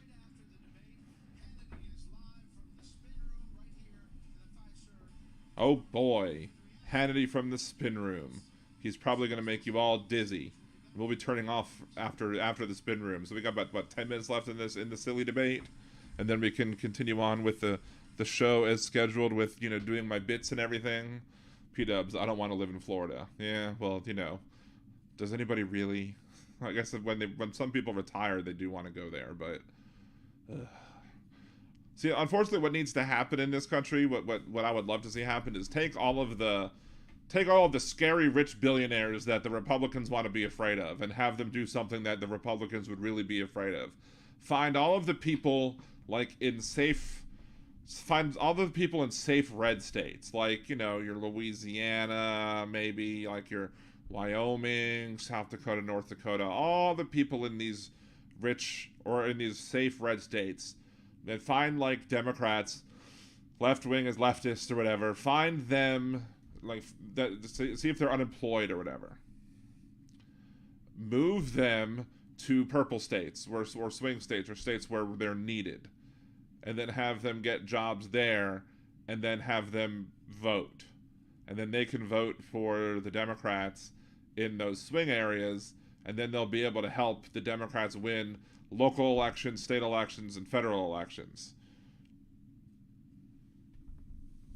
Just have them use their billions to move people around the playing board like chess pieces, so that we can ungerrymander, so to speak. Because if we can't fight the gerrymandering, we should be able to fight against the maps by making it so that the maps become useless, because we've put people into the different maps to make them no longer something that's reliable. Or even move people within the state. Be like, okay, well, this is the line. Well, we're going to move these people this way. I'm going to build an apartment building and shove a whole bunch of people in here. And this is going to be their new residence, and this apartment building is now going to be in this district, not that district, so now this district is that much more likely to flip. Is anyone coming out on top? Hard to say, because there were some lines that Chris Christie got and he got a big cheer on, but there are other lines that Chris Christie got, he got a boo on. DeSantis came out early and had some cheer lines for all of his canned comments that he made. Vivek got some cheers there. I think Vivek, or Vivek Ramaswamy, Governor DeSantis, and Governor Christie, I think, probably are doing the best of everybody else who's on stage at the moment. That would be my professional. I don't think anybody is the clear winner. Nikki Haley had a couple of good lines. Hutchinson may have had a good line or two. I don't think Tim Scott's done well. The guy at the end, whose name I can't even remember, the North Dakota governor, I don't think that the North Dakota governor is, let's see, North Dakota governor, Burgum. I don't think Burgum is having a good debate. I think he's just there taking up space with his one leg because he broke his Achilles tendon or something. So I don't think Burgum's doing anything great. Nikki Haley is not. She had a couple of lines, but nothing great. Am I leaving anybody out? DeSantis had lots of applauses. Christie had a lot of applauses and a couple of boos. Vivek Ramaswamy had a bunch of applauses. I think those are your top three. I don't know what order I would put them in. Maybe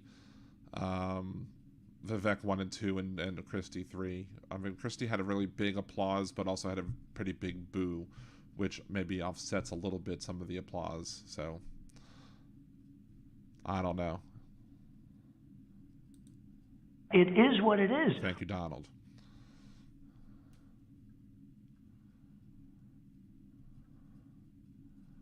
Jeff Curry done. I shaved both dishes, only washed one leg. That reminds me of the joke. Guy goes into a bar, sees a big jar full of $10 bills, and the jar says, "Challenge."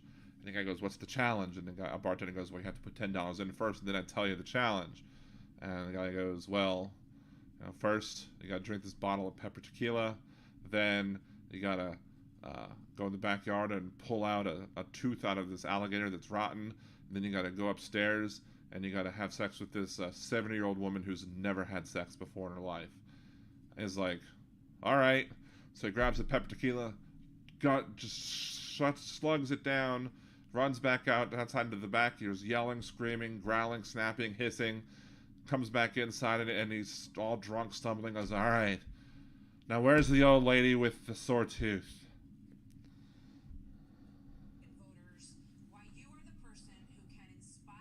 I guess here's the closing statements. Oh, there's Pence too. I guess it's kind of hard to forget about. Yeah, that P-dubs. I guess that should answer your question about whether or not Pence did well in the debate. I can't even remember that he was in the debate. Does that answer the question?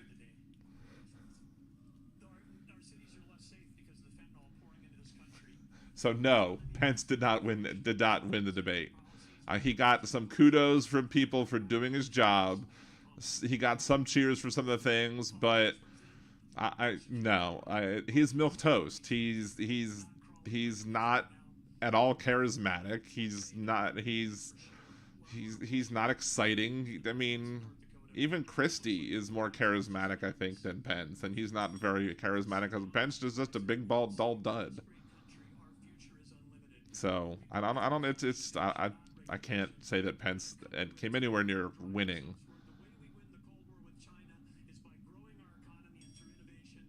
Shut up, dude.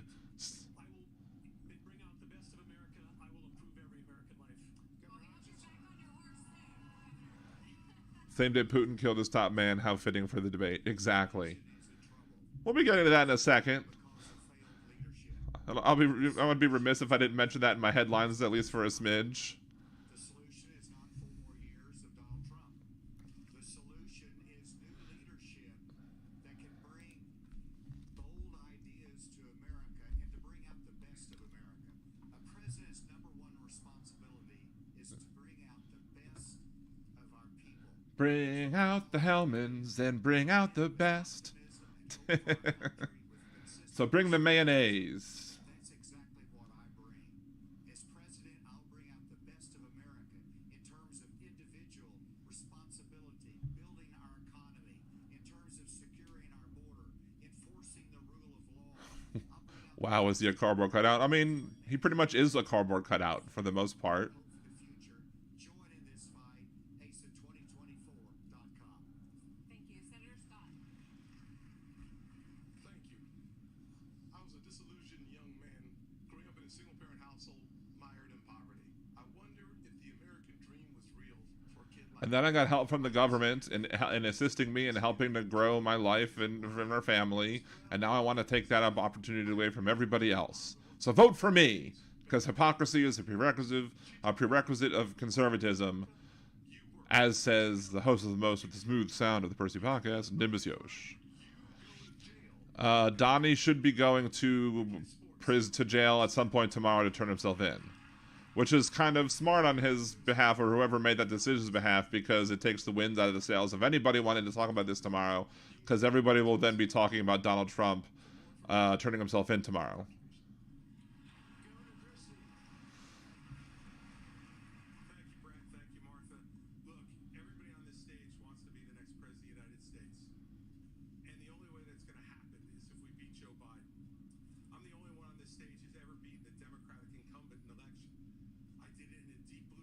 I'm the only one on the stage who's beaten an incumbent Democrat in an election. That's a solid point that no one's going to care about, Christy.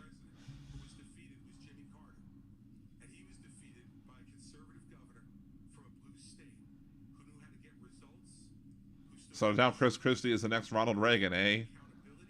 Got ketchup for P-dubs.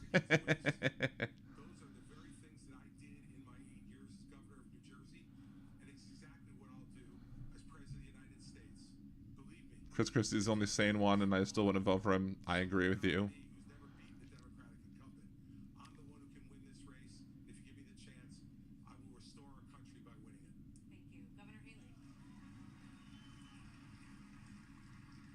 Several weeks ago, I dropped my husband Michael, a combat veteran from Afghanistan, off at 4 a.m. for another year-long deployment.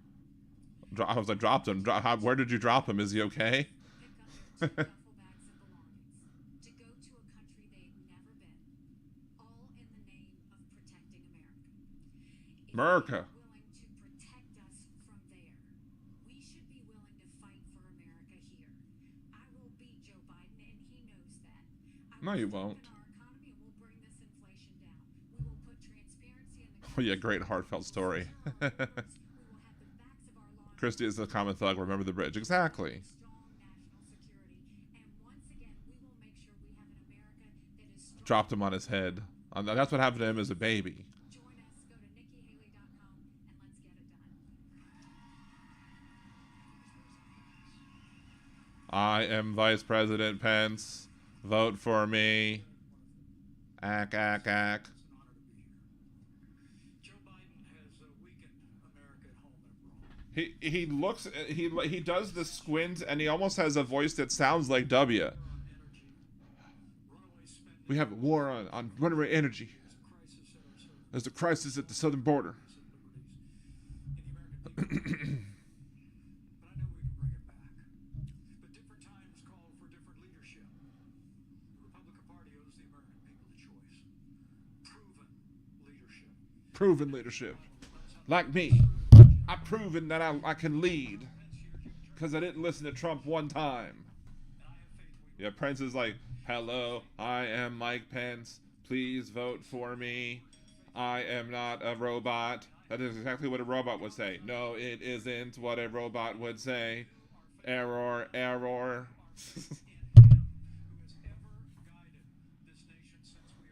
But unlike Data, I'm sure Mike Pence is not fully functional and programmed in multiple techniques.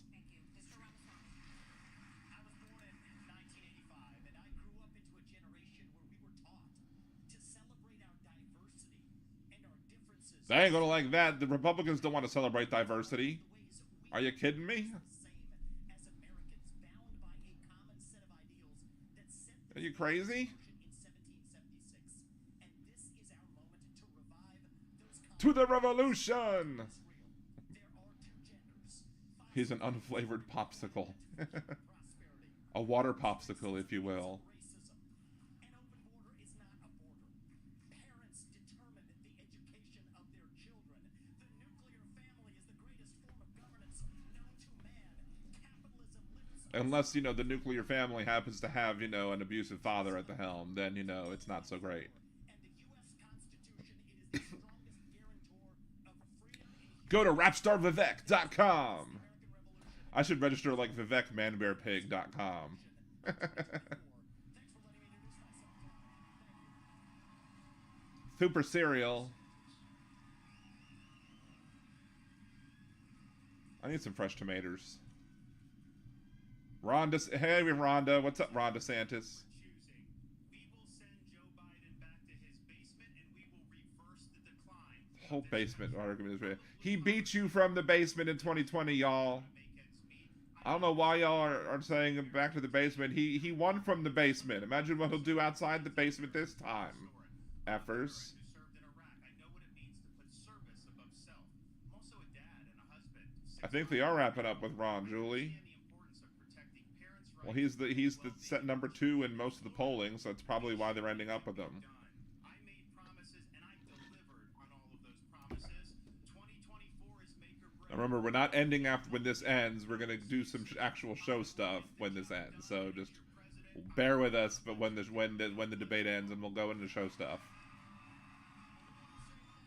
Even 1960, 1860. Mother won't let him eat yogurt. Too exciting. I have to check with Mother to see if I can have a yogurt. I definitely cannot eat a Go-Gurt. Go-Gurts are too much. Go-Gurts are too spicy for me. Too much flavor. Can't have. Error. Can't compute. So that was my Mystery Science Theater 3000. Nice with, Joel and Tom Servo and Crow image right there that I managed to get put right in front of me. So for any of your Mystery Science Theater 3000 fans, I hope you appreciated that. We can have them go away now. Crossbreeding, yes. Well, crossbreeding. That's what Vivek Ramaswamy. That was what Vivek Ramaswamy's senior thesis was about. It was about crossbreeding human and animals and human-animal chimerism.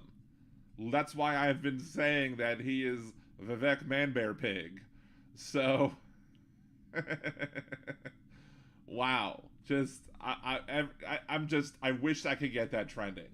I mean, I don't wish that more than getting 1,000 subs, but I really wish that I could get the hashtag Vivek Man-Bear Pig trending, because, oh my god, when I saw that he just did a senior paper on human-animal chimerism and was like, oh my god, he actually wrote a college paper on Man-Bear Pig. What? And if you're not aware of Man-Bear Pig, look up Man-Bear Pig in South Park and you'll see there's like whole episodes where Al Gore on South Park was warning everybody about Man-Bear Pig. He was half man, half bear, half pig. Whatever, do the math. And kind of like the whole thing about climate change or whatever, and he's trying to warn everybody about the dangers of Man-Bear Pig. Ha, crossbreeding. I'm in Missouri. Oh, that's inbreeding. That's how you got Marjorie Taylor Greene, is inbreeding. Yeehaw, I reckon. Wonder if that's another thing that's going to have to be done on whatchamacallit, on another Liberal Day in Chopper City. Well, you dog, we got Liberal Day in Chopper City. We got some inbreeding going on for you. Hilarious. I need to do some more of those. Those are fun. Oh, we're at 686 subscribers on Liberal Day in Radio at the moment. 686 subscribers. So before I go to headlines, I'm going to talk about that a smidge, because it was a little bit of annoyance that went on as I talked about when I was talking with Tara Dublin last week. One of the things I was talking about was wait, hold on. Is that I just opened up my YouTube to put my Nerdy Dan up there, and the ad that I have right now, I should just take a screenshot of that just to save it, because the ad that I have right now is literally an ad for Mystery Science Theater 3000. That's hilarious. The phones just listen to you all the damn time. Anyway, so when Tara Dublin was on as a guest, we were talking about the group that I created called What in the Unseasoned Name of Karen Is This Caucasity, and how it has 11,000 people in that group, and for some reason I can't get like 1/2 of 1% of those people to come over here and just subscribe to the damn channel. so I can meet the first part of the threshold that I need to get to be able to have monetization on this channel, on the platform. And once I get 1,000 subscribers, I then, as I said, will be doing 2 times a week instead of 1 time a week, so I can get the listens up, or the views up, I should say. So I go into the group and I make the first post. The first post is just basically says, look, I love this group. It's a great group to have. It's a wonderful group. I mean, I love that it makes everybody laugh. The title makes everybody laugh. I love that we can mock the unseasoned. Problem is that there's a lot of things on my plate, and because the group is so large, it's almost unwieldy for me to manage, and I'm getting behind on like approvals, this, that, the other. And to make this running the group worth my while, I really need some of y'all just to go and subscribe to my YouTube channel. And I have a rule in my group, which is Rule 6, which basically says, by entering this group, you understand that I'm going to occasionally use this group as a platform to talk about my podcasts and some of my other projects, because this group is an extension of my podcast. This is part of the whole Liberal Dan Radio thing. So because this group is an extension of my podcast, I am going to use this group to sometimes throughout. I don't do it every day. I'm not going to be an annoying pain in the ass about these things, but I'm going to do it occasionally. That's what Rule 6 basically says. And people still complain when I do it, and then I show them Rule 6, and then they shut up usually. But I said, look, if I can't get 1/2 of 1% of y'all to just go subscribe to me on YouTube by the end of the month, I may have to suspend the group. I may have to pause the group for a second because I can't handle all this. Make it worth my while, please. And then I did this group. I did it again, and I shared it. And I used the everyone tag again, and I was like, please just consider doing it. Blah blah blah blah blah. And then I had an idea. The idea was, I'm already going to be donating money to the people in Maui, personal funds. That's regardless of whatever happens with this. But I said, okay, look, I started off asking you guys at 630 subscribers. We're about 680 right now. So if we start at 630, and if you guys can get me to 1,000 subscribers, I will make a contribution of $1 per subscription up to $500 to a Maui charity. I didn't say in addition to what everything I know. I'm just saying, and it'll be done in the name of this group, just as an additional thing. And I was like, and this is on top of the contest that I will hold for y'all, if y'all help me get over that hump too, because I've held 2 contests before in the group as well. I did a contest, I think, for when we hit 1,000, and I did a contest when we hit 10,000. And both times, the people who won the contest were shocked that I actually gave away the money, or that I gave away the gift card. They were like, I wasn't expecting to win. I'm like, well, I'm trying to run a group with integrity. I'm not one of these a-holes who just promises something and doesn't deliver. Like, if I'm not delivering something that I promised, it's probably because of a good reason. Like, for example, there are some people who I owe shirts to, and one of the reasons we haven't been able to get them out, some of these, is because we've been dealing with my mother-in-law living here and her stuff, and so because of all that stuff, and I love having my mother-in-law here, and it's great, but there's been some family stuff that's gotten in the way of my wife finishing up the shirts. So, but once she finishes up the shirts, we'll be shipping out to those who are owed the shirts. Just letting y'all know. That was an aside. Anyway, but I said, all right, so here's the deal. I will contribute $1 per subscription up to $100, up to $500. What does that mean? So if they would just make 1,000, I will donate the $370 that it would take. But if it went to like 1130, then I would donate $500. But if for some reason it went to like 10,000, like magically, because all of them decided to jump on board and do it, I would still only donate $5 or $500, because I can't afford to donate $10,000 to charity simply because everyone decided to troll me or whatever. And let me tell you, I thought, yeah, Jeff Curry, yes. Then I had an idea. It either gets me hurt or it just doesn't happen. It doesn't cause anything. Like, I think I have a great idea and it just fizzles into nothing.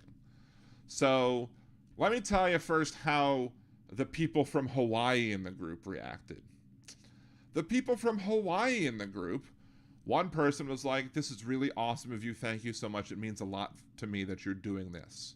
It's great of you for doing this. I love that you're doing this. Thank you. Second person from Hawaii was basically like, this is so cool that you're doing this. I just wanted to let you know that the local people in the governments are asking that you donate directly to the locals via this Venmo or this or the other. Don't contribute to these, big charities that are going to take a lump of it off the top. Donate to the locals who are going to get 100% of the money, and it'll help the local communities you'll get more bang for your buck with your contribution. Okay, perfect. So the two people who commented in the group from Hawaii itself were very thankful that I'm not doing it for the thanks. I just thought I had a good idea.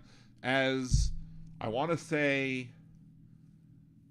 either Jolie brought it up, maybe, or I think it was Jolie, but I could be wrong. Kind of like having like a telethon or something, like, or like people say like, hey, I'll match money. If I'm gonna, I'll donate, $500, up to $500, but I'll match your money. I'm not even asking people for their money. I'm just asking them to click 2 mouse buttons or 2 clicks on their phone. One to link over to the Liberal Dan Radio YouTube account, and one to click subscribe. Just those two, as simple as that. Period. Well, and here's the problem. Some people came on and were like, this is gross, this is terrible. You're using this tragedy as a reason to get yourself rich. You're trying to make yourself, give yourself money off the backs of the people with this tragedy. You're trying, if you have the money to donate $500, why not just donate the $500? I figured it was you, Jolie, but I just wanted to make sure. Wait, Jeff Curry, I felt evil presence here. I asked it to leave. My wife told me not to speak to her mom like that. LOL. Anyway, so they're all saying these type of things, and like it really just brought me down that day. It was really just pissing me off, because like they don't know me from Adam, but it must be miserable. Just like, they know I'm on the left, so they know this is a liberal Facebook type page already, or they should. So why are you going to assume nefarious purposes on my behalf simply because of the fact that, I came up with this idea? And then but you don't know me, so it's fine. So that's not the thing that necessarily pissed me off, because that sort of thing more pisses me off if I know you better. Like, if I don't know you from Adam and you assume the worst of me just in and of itself, whatever. If I know you really well and you assume the worst of me, like if you're family, especially close family, that's gonna bother me a lot.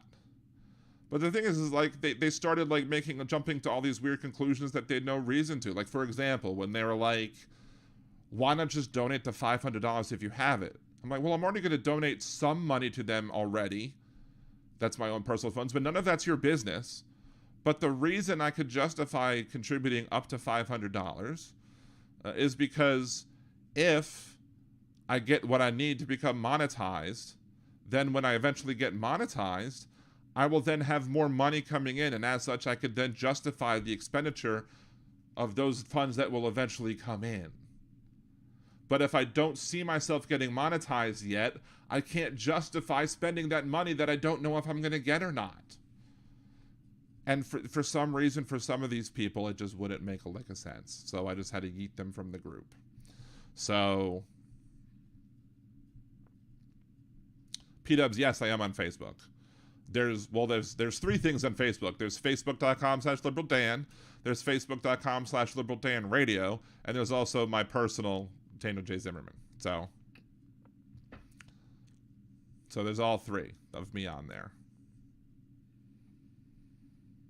So, Jeff Curry can't decide which has the more dirty mind. Oh, between Jolie and Aaron? I think I know. I'm not telling.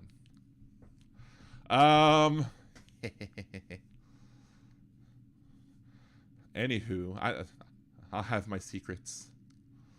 Anyway, so that was my little rant. It's not necessarily worthy enough of a fat man rant, but I was just really just annoyed at those people just because of the fact that, like, come on. At least ask some questions first before jumping to these conclusions that you're coming to. Like, and what had bothered me the most is that these people seemed like the type of people, like the people who I like to label the overly woke. Like, take some very, like, whiny, young Turk, like, activists, right? So take these, like, young Turk, whiny, Anna Kasparian type activists, and they'll hear something about, like, let's say, something that, you know, that they think that black people wouldn't like. So they start railing about it and yelling about, this is horrible, this is terrible. And then, like, black people are all like, we didn't ask you to get mad about all that. Don't speak for us. We didn't ask you to get mad about. We're fine with it. No, don't get mad about that. Get mad about what we tell you to get mad.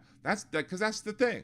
If there were people from Hawaii, especially some indigenous folks from Hawaii, like the native Hawaiians, who were telling me, look, we don't think this is sensitive to the people who are dealing with people dealing with our issues. We wish you would do it another way.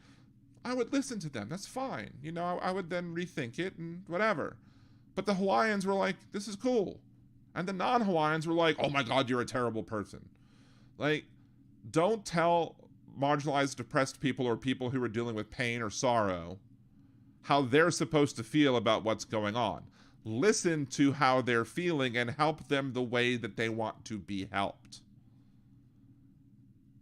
But unfortunately, white activism, a lot of times you'll hear about white feminism. This isn't like, you know, just white people but white feminism often will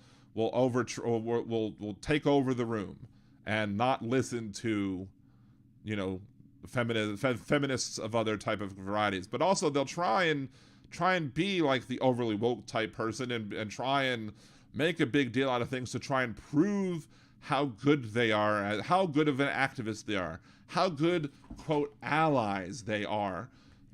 But in reality, they're overreacting to something that they didn't think was a bad thing. One example I can think of off the top of my head was a bunch of, I guess, white activists were bitching and moaning, like, very late to the party about the movie Tropic Thunder. Brilliantly done movie. And Black Twitter saw all these, you know, whiny, young millennial folks, or even younger folks than millennials, bitching, and maybe Gen Z or whatever, whining about Tropic Thunder because I guess they just found it and they can't believe this thing existed. They can't believe Robert Downey Jr. was in blackface for the movie. And Black Twitter was like, shut up. That movie is awesome. You don't understand the point that Robert Downey Jr. made in that movie. That was an awesome point. He did a great job with it. We're not mad at this. We're not asking you to be mad about this. Find something else. Listen to us about what we want you to be mad about and help us be mad about those things. So, anywho.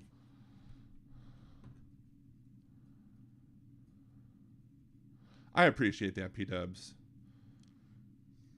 I appreciate everybody who tries and helps share the page or whatever. Unfortunately, not a lot of people do. Jeff Curry, how different would life be if we had domesticated giraffes instead of... Did you see that there was a giraffe that was born that has no spots? It's just all one solid brown color, I think. So, wonder if it was a different color. If it's instead of April, it was November or something. Ba-dum-bum. Anyway. Okay, so let's go ahead. We got 37 minutes left of the show, so let's go ahead and we're going to... We'll talk a little bit, but we're also going to get these bits out of the way. Normally, again, we start headlines first, but we had to deal with the debate that came on right at 8 p.m. Central. So because the debate came on right at 8 p.m. Central, we are now going to do that now. So And now for this week's headlines. A business jet crashed in Russia with all 10 people on board dead. Yevgeny Prigozhin was listed as being on board. Does anyone believe that this was an accident? No? Good, me neither. In business news, after fighting against so-called right to repair legislation, Apple has now stated that they support the California bill codifying the right to repair Apple products in that state. Which makes me question, why? Why now? What did they slip into the bill that made it now palatable for them? Or is it just that they lost a civil suit over battery life of their older phones, that they now feel the need for a PR win and simply decided to take this loss for the PR win? Either way, I don't trust it, and I have an Android anyway. In the Mar-a-Lago documents case, it was determined that Trump employee 4, the Mar-a-Lago IT worker, had lied to investigators and given false testimony previously. He retracted those statements and confirmed a conversation between himself, Nauta, and quadruply indicted, twice impeached hoo-ha grabber about a plan to delete the video footage of them moving around documents. I wonder when Trump will start looking at purchasing some land in a country without extradition via some straw company. Because of all the indictments, some Trump supporters are hinting or even calling for a civil war. But remember, 9 Trump lieutenants have already given up in Atlanta, so it's already not looking good for Civil War 2.0. In non-political news, a woman pled guilty to fatally shoving a Broadway singing coach in order to only serve 8 years in prison. Laura Pazanezia shoved the beloved vocal coach Barbara Mayer Gustern in a random attack on the street. Hey Laura, 2 things. When they say break a leg, it's only a figure of speech. You're not supposed to injure anyone. And B, even if it was a literal statement, don't push somebody that's so old that they might break a hip, or B, so hard that they might also die. Ironically, Pazienza's father owns the #1 cesspool firm in Suffolk County. I guess he decided to bring his work home when they decided to have kids. And finally, NASA has asked for help in taking pictures of Uranus. They plan on taking pictures from behind, and they want your help. Apparently in 2 months, the New Horizons spacecraft will reach around for a better view. But NASA believes having multiple instruments may be beneficial. The more the merrier, I guess. With so much help, they may be able to study the swarming atmospheres in Uranus. According to NASA, even from an amateur astronomer, telescopes as small as 16 inches, these complementary observations can be extremely important. So remember, folks, when going to study Uranus, it's important to come with at least 16 inches. Anything less might not do the job. Some may think that involving so many amateurs would be nuts, but regardless, I hope they keep us abreast of the situation. And just remember, if they find Klingons around Uranus, you might want to wipe better or invest in a bidet.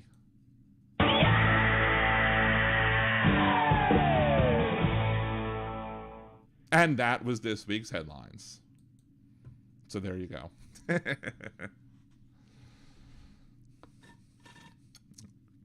So that should be up tomorrow too, along with this week's Hypocrite of the Week. I guess I'll tell the story about Hypocrite of the Week and what surprised me about it after the fact. All I'm gonna say,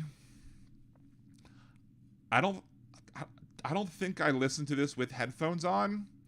So all I'm gonna say, Aaron, did you listen to this with headphones on? Did it get too loud at towards the end? Just wanna figure that out, or ask that if people should be warned about headphone loudness towards the end of that. I'll let this kind of stream through to you and let you answer that question before I go ahead and play Hypocrite of the Week. Oh wait, Jeff, you live near the Uranus Fudge Factory? Oh, you didn't listen with headphones on. I'm just gonna give a warning that maybe if you're wearing headphones, it might get loud towards the end, but this is just to let you know ahead of time. You'll understand why in a second. But But I've interacted on Facebook with the Uranus Fudge Factory a bunch. I've even gotten them to laugh at some of my comments because, you know, at some points I am really a 13-year-old at heart on Twitter. When I saw this post, actually my wife linked me to the post because you know that we're meant to be, because clearly she knew that I had to see that story. And when I shared the story, I was pretty much like, if you think that I'm going to talk about this story during headlines and make some sophomoric jokes about it, you're absolutely right. So, yeah, I definitely was ready for those and had the yes scream ready and everything. So, but without further ado, here is this week's Hypocrite of the Week. This week's Hypocrite of the Week is Kid Rock. Kid Rock was one of the people who was very mad at the whole Bud Light Dylan Mulvaney thing. He said he was boycotting their beer. He said F Bud Light. He was shooting Bud Light at target practice. And what was he caught drinking? That's right, Bud Light. As Nimbus Yosh says, hypocrisy is a conservative prerequisite. Ba with the ba, da bang a dang, diggy diggy, drink a Bud Light, said you jumped the sharky. Ba with the ba, da bang a dang, diggy diggy, drink a Bud Light, said you jumped the sharky. Ba with the ba, da bang a dang, diggy diggy, drink a Bud Light, said you jumped the sharky. Ba with the ba, da bang a dang, diggy diggy, drink a Bud Light, said you jumped the sharky.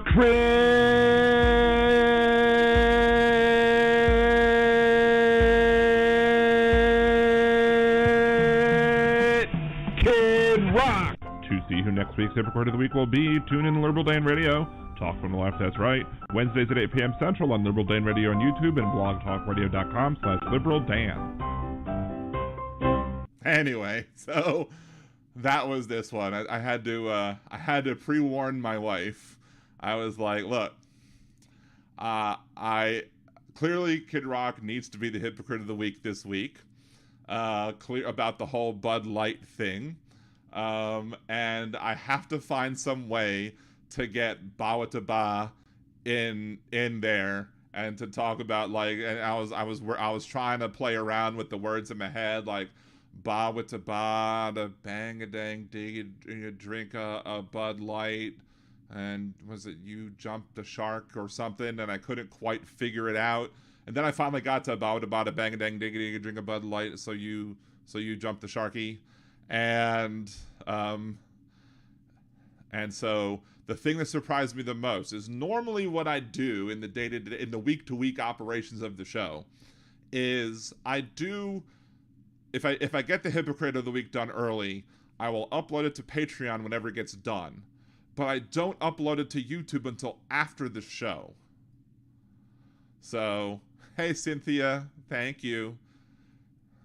Yes, old man Rock. Grown man Rock. Yeah, he's no longer a kid. Unless you're talking about his goatee and they're going for a Billy Goat type comment.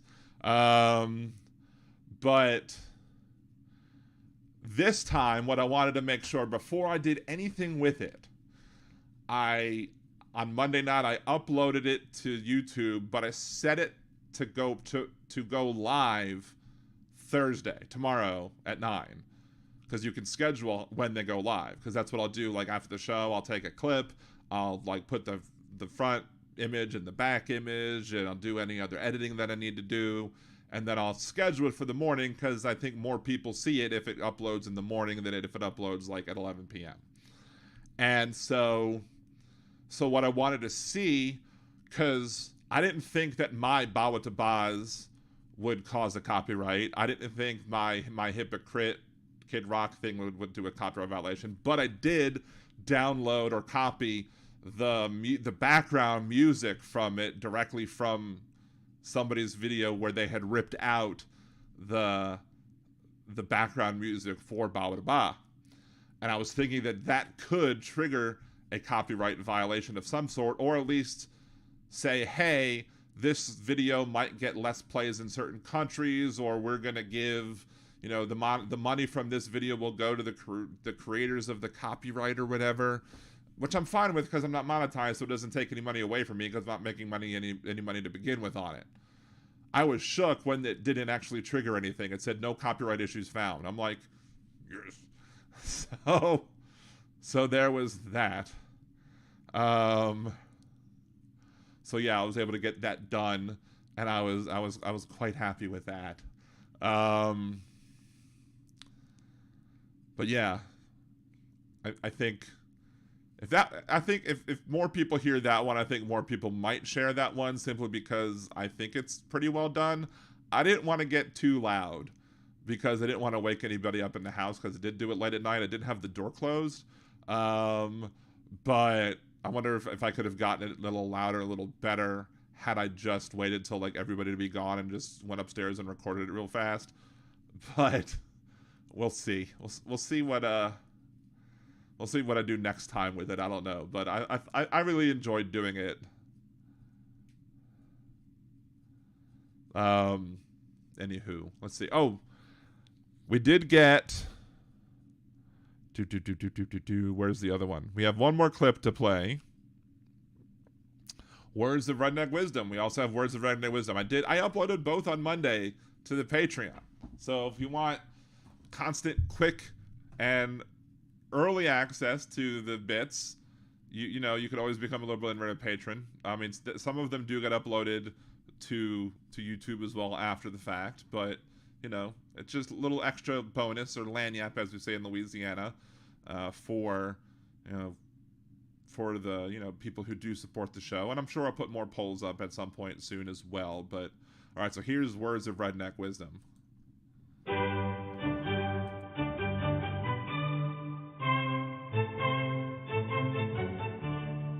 And now, Words of Redneck Wisdom, brought to you by Liberal Dan Radio.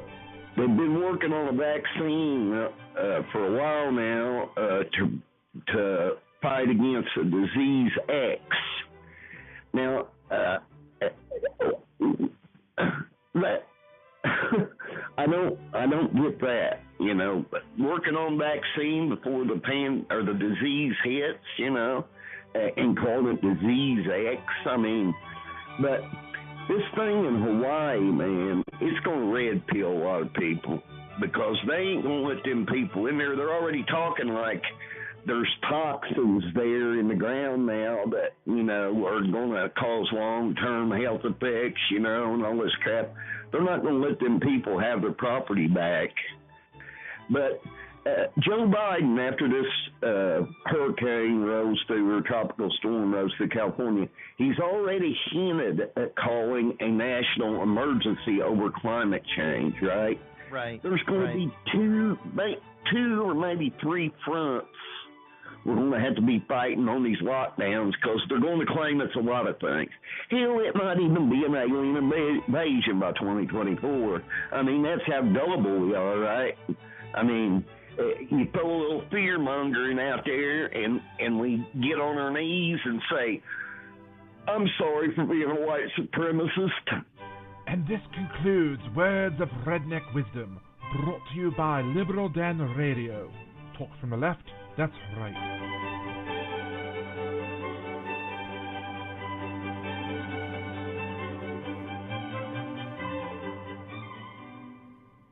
That show just never fails to come up to get just some amazing, horrible callers. I mean, that was all over the place. The aliens, going from the aliens to the ground having toxins. I mean, if the ground has toxins in it, are you going to let the people? If it was shown that the land in Hawaii after the storm had toxins in it, and the Biden administration allowed the people to, or the governor or the government of Hawaii allowed the people to move back into land that had toxins in it, the Republican Party would throw a fit for allowing the people to move back into them. But if they don't allow the people to move back into them, saying that there's toxins in the land, they're going to throw a fit. So you can't win either way. Everything's going to be made into an attack. That's what politics has degenerated into right now. That's what we've become. But earlier on in the little clip where he was like, they're working on a vaccine before the virus. That's how the mRNA specifically research has worked. They've been working on mRNA vaccines for a very long time, because they've been working on the technology on how to use this technology to help implement better vaccines so that they can, when a new virus comes out, they can like plug and play. Like they can, okay, let's plug this in there, and we're going to use this technology to be able to plug this vaccine type of information in there, and boom, there you go. So yes, they work on technology on how to make a better vaccine when there's no specific threat, so that when the specific threat comes out, they can then use that technology and make a better vaccine. It's as simple as that. That's the way it is. That's the way it happens. That's what happens. Or as Donald says, it is what it is. Thank you, Donald.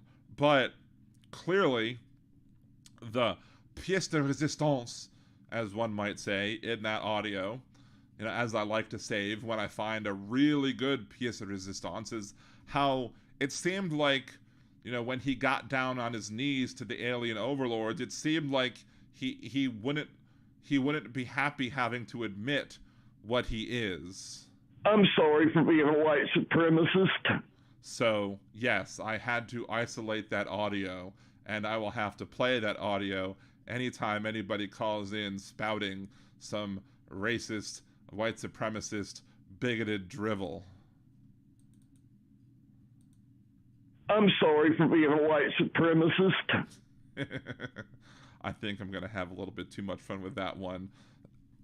When it happens, when I have the opportunity at least to post it or to use it, I'm going to have a good time with that one. What was Cowboys one? I do not advocate what Hitler did. I do not advocate what Hitler did, but I do not advocate what Hitler did. But everything before but is a lie. Everything before the word but is a lie. Let's see. They wouldn't let me stand. I had to sneak to the bathroom, jump back in bed. They can say you've been up. So when my mom was in the hospital, they had an alarm on her bed. If she got out of bed, lucky you didn't have that. Wow, that's crazy. With my mother-in-law, we've had, for the most part, she's been much better, although she did twice recently, she still fell. But we've gotten better at figuring out how to best get her up off the floor now when she does fall. It usually involves me. And so we have a little metal stool, and so I kind of like grab her underneath her arms and lift her up a little bit, and then Cassie puts the stool underneath her, so she's sitting on the stool, and then I have a better angle at her from giving her a big hug, and then I pull her up all the way, and then she gets up all the way.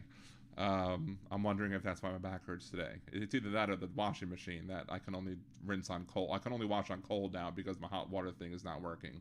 And that's another $800 I have to spend out of my pocket after buying a new washing machine.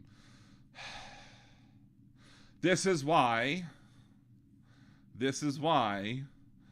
I'm trying to get everything monetized. This is why I want to get this up to 1,000, so I can start getting subscriptions on here, so I can start getting super chats on here, so I can start making more money with this, and so I can start getting more views and getting commercial live revenue and all that good stuff. That's why I'm trying to push to get this to happen. So, and I know it can, and I know we can make this show even better than it is. And I know y'all are trying to help me out, and y'all are great, and I love y'all for it. And it's just the other people who should be helping that aren't, like the many people on my friends list who are doing crap, or the many people in that group who aren't doing crap, just bothers the crap out of me. I don't know. Hey, Gibson Media, what's going on? I'm sorry for being a white supremacist. Inflation.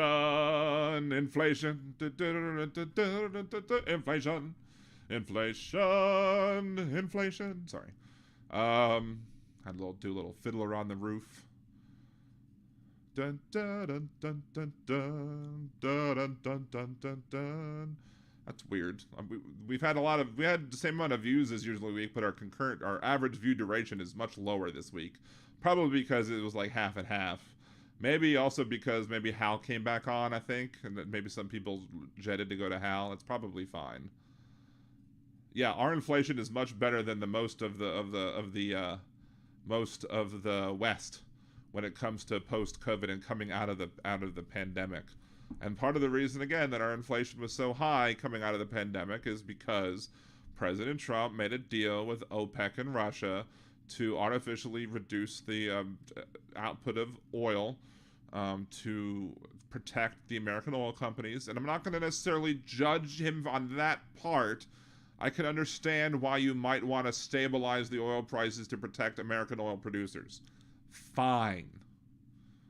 But put in a caveat in there that says if this ends once we start coming out of lockdown, or have some sort of release valve that makes it so that if there are economic indicators that start showing that demand is creeping back up, that there's automatic release valves that says, okay, now we're going to start pushing out more and more and more and more and more to meet the increase of demand, and do so in a way that would be like, okay, now demand has increased 10%, let's increase output 15% so that we can anticipate an increase, because we're going to anticipate more demand in the future, so we're going to increase output a little more to help offset the demand that we might not be catching yet. So we try and outpace the increase in demand by increasing supply back up. You know, that's what the art of the deal guy should have done. But did he? No, because he's not the art of the deal guy. He's a crappy businessman, or maybe he's just somebody who knew that this is a great way for him to make a whole bunch of money. The oil went into the tank, so he probably invested in a whole bunch of oil, and then they artificially made that deal, and oil skyrocketed up, and he probably made bank on oil investments at that point. We did discuss the Republican debate tonight as it was going live. I was watching it on my phone, and everybody else should have been watching it on their own devices, and we were doing it Mystery Science Theater 3000 style with Joel, Tom Servo, and Crow right along here with us. For any of you Mystery Science Theater 3000 fans who, might have enjoyed that as well. So they were right along here with us watching it Mystery Science Theater 3000 style. So, and I have this nice little fun graphic now for future attempts at doing that. And the reason I didn't do like a live watch along with it live with me is I didn't want Fox News coming in and trying to make a copyright claim against me. Otherwise, I'd have done it here and not required like people watching it on two screens or whatever. That's why I did it that way, because otherwise I didn't want to get dinged like Hal got dung. Let's see, Silly Monk, oil has come down some slightly. Natural gas is the same price than 23 years ago. USA dollar is quite strong. Russian ruble has lost 90% of its value versus the dollar since Putin seized power 23 years ago. You really shouldn't. Jeff Curry, please take care of yourself. What?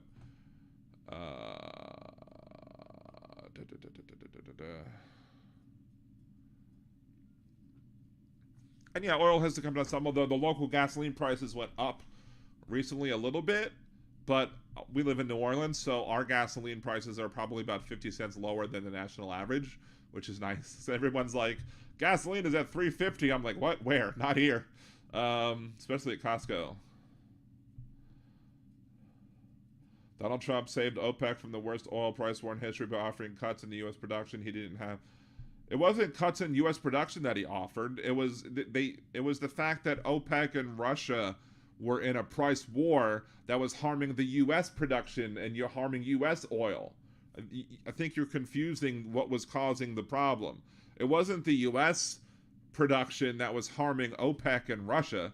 It was OPEC and Russia production and them trying to outproduce itself that was outproduce each other, that was driving the price down to like negative prices per barrel. They were pretty much paying people to store oil because otherwise they wouldn't have anywhere to put it, because they were trying to outproduce each other, because they were trying to force each other out or whatever. And that's when Donald Trump came in and tried to save the local oil businesses by basically telling OPEC and Russia, hey, could you stop it? Could you come up and reduce oil production by X amount per day for this long, and then for Y amount per day for this long.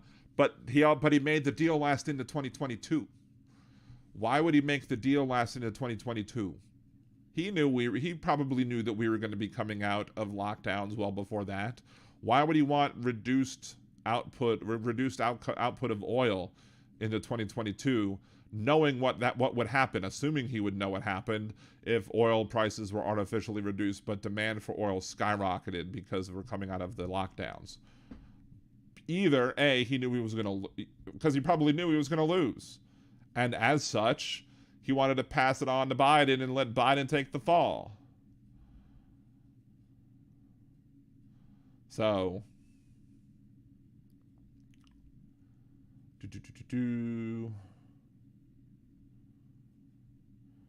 a concession to Mexico allowing it to curb production by a similar proportion meant the deal fell slightly short of the 1 million barrels per day initially. But that's the thing, though. I understand the reason why it was done when it was done. That's not my problem with it. My problem with it is that it lasted for so long.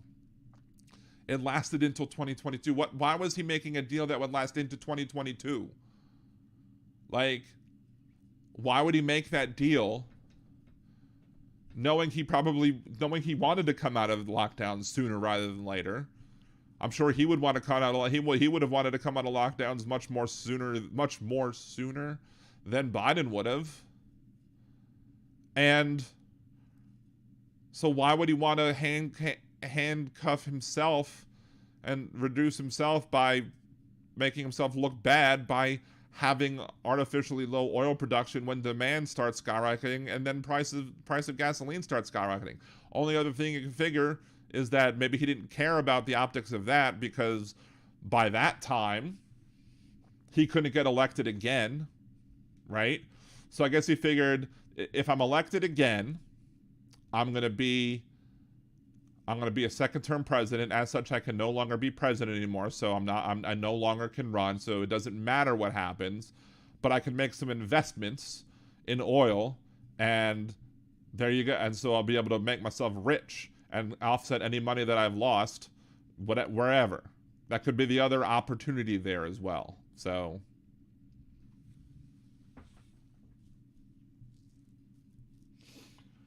Gibson Media, why would I not want that? Good business is good for all of us with OPEC. I mean, why? Normally conservatives cheer on American businesses, not OPEC. But the deal is that in making that deal with OPEC, it wasn't good business because it was bad for the American people in the long run. It might have been good for the American oil interest in the short term. Hell, it might have been good for American oil interest in the long term. It was bad for the American consumer in the long term. It wasn't good for the American consumer in the short term. It wasn't necessarily, I'm not saying it was bad for the American consumer in the short term because they weren't driving much. They didn't really see it in the short term. But in the long term, it harmed the American consumer because it forced the American consumer to pay artificially higher gasoline prices than they normally would have had to pay. So now, then we can also get into a conversation of what OPEC funds. Who controls OPEC, what OPEC funds. And that's a whole different conversation. See, the pipeline has nothing to do with American oil, though. The pipeline brings oil from the tar sands from up in Canada and sends it down to like Galveston in Texas, and then ships it out, and so that companies can take advantage of like tax credits or whatever. None of the oil goes into the American global oil market. It would go out to the international global markets. So the idea that the Keystone Pipeline would help America become any more oil energy independent is a farce. It's a lie brought to you by the oil interests that want to wave their hands and make sure that you don't care that they're building the pipeline over the graveyards of, indigenous folks. Now, if any of these oil companies were to have wanted to build their pipeline over graveyard, like, you know, a cemetery for, like, you know, fallen war heroes, like soldiers. Like if there's a soldier war field grave site out there with, you know, a bunch of crosses like they have out in Arlington National Cemetery, and if they wanted to build over that graveyard, do you think people would sit by and be like, oh sure, okay, it's for the money, so we need oil, we need to build a pipeline, so let's build this thing? No, they'd absolutely have a shit fit over that. They would be so pissed off. They'd be very, very angry over it. They'd say, find someplace else to build that pipeline.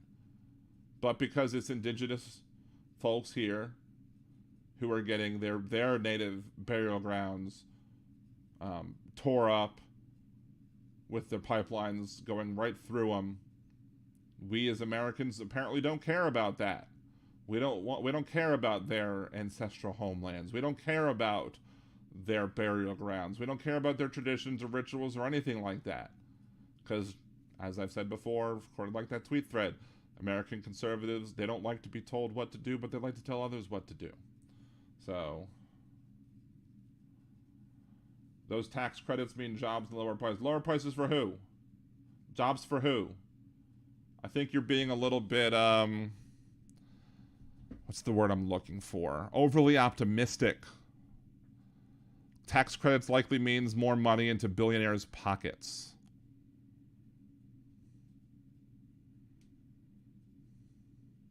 Will Trump be buried in Arlington?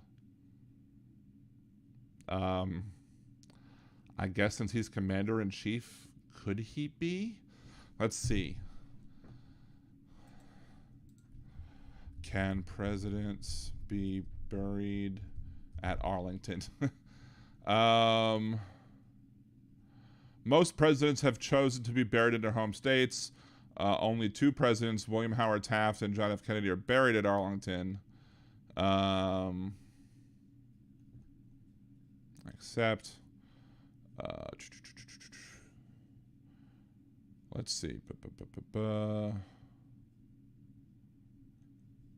That's are they, or who is, can all presidents. Any former president of the United States, provided that they served on active duty. So, no. So, Presidents Bill Clinton, Barack Obama, and Donald Trump would not be eligible to be buried at Arlington National Cemetery. So, you had to be in active duty. Well, I mean, there are people who provide jobs, but there are also people who hoard wealth. I mean, working class people hire people sometimes as well. I mean, I'm hiring somebody to do plumbing work for me. I'm not wealthy, but I'm hiring somebody to do plumbing work for me. I hire somebody to do my lawn. I'm not wealthy, but I hire people. You don't need to be insanely wealthy, hoarding the wealth like a dragon to hire people. The idea that you have to be insanely wealthy to hire people is absurd. And a lot of the times, the impact on society by making that excuse that, oh, by giving them more tax credits, they're just going to hire more people. No. In fact, oftentimes when you give these businesses more tax credits, all they do is stock buybacks. They don't, or they give themselves bonuses.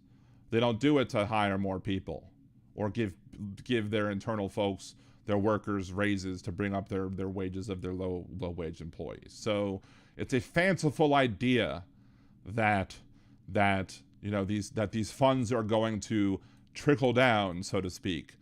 But you know, I'm not surprised that you are a conservative type individual who seems to be supporting the idea of trickle down economics. But just like you can't trickle down through the sponge, and there's lots of absorbent sponges in the way of those funds trickling down to everyone else.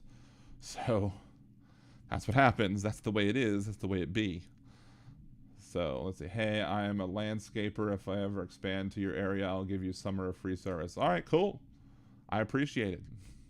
But yeah, I mean, we hired one guy. They come out and they're good. One day we couldn't pay him because we were coming back into town, And my only person that was here was my mother-in-law. She let them into the gate, and I said, look, I'm not gonna be able to pay you today.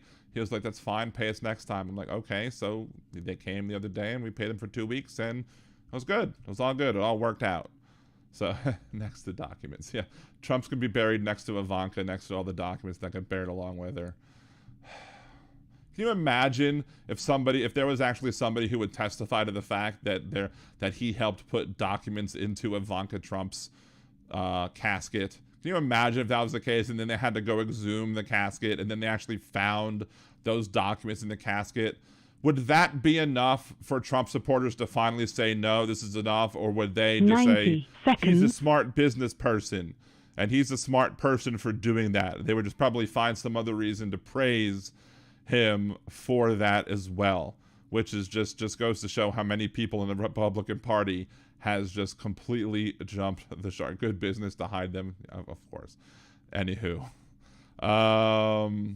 I was about to buy a lawnmower that was an electric lawnmower, but it didn't come with the battery, and that was the catch. It was like super on sale, but it didn't come with the battery, which was going to cost more money. Anyway, this is the end of this week's episode of Liberal Dan Radio. Talk from the left, that's right. I will be back next Wednesday at 8 p.m. Central, unless I happen to get 1,000 subscribers on the channel before Monday, in which case I will air Monday, because that's what I said. If I get 1,000 subscribers, I'm going to Monday and Wednesday. You can also join me tomorrow at twitch.tv/nerdydan.com, because I'll be streaming there for a little bit. Keep your eyes out for more videos, more content that's coming up here on Liberal Dan Radio on YouTube.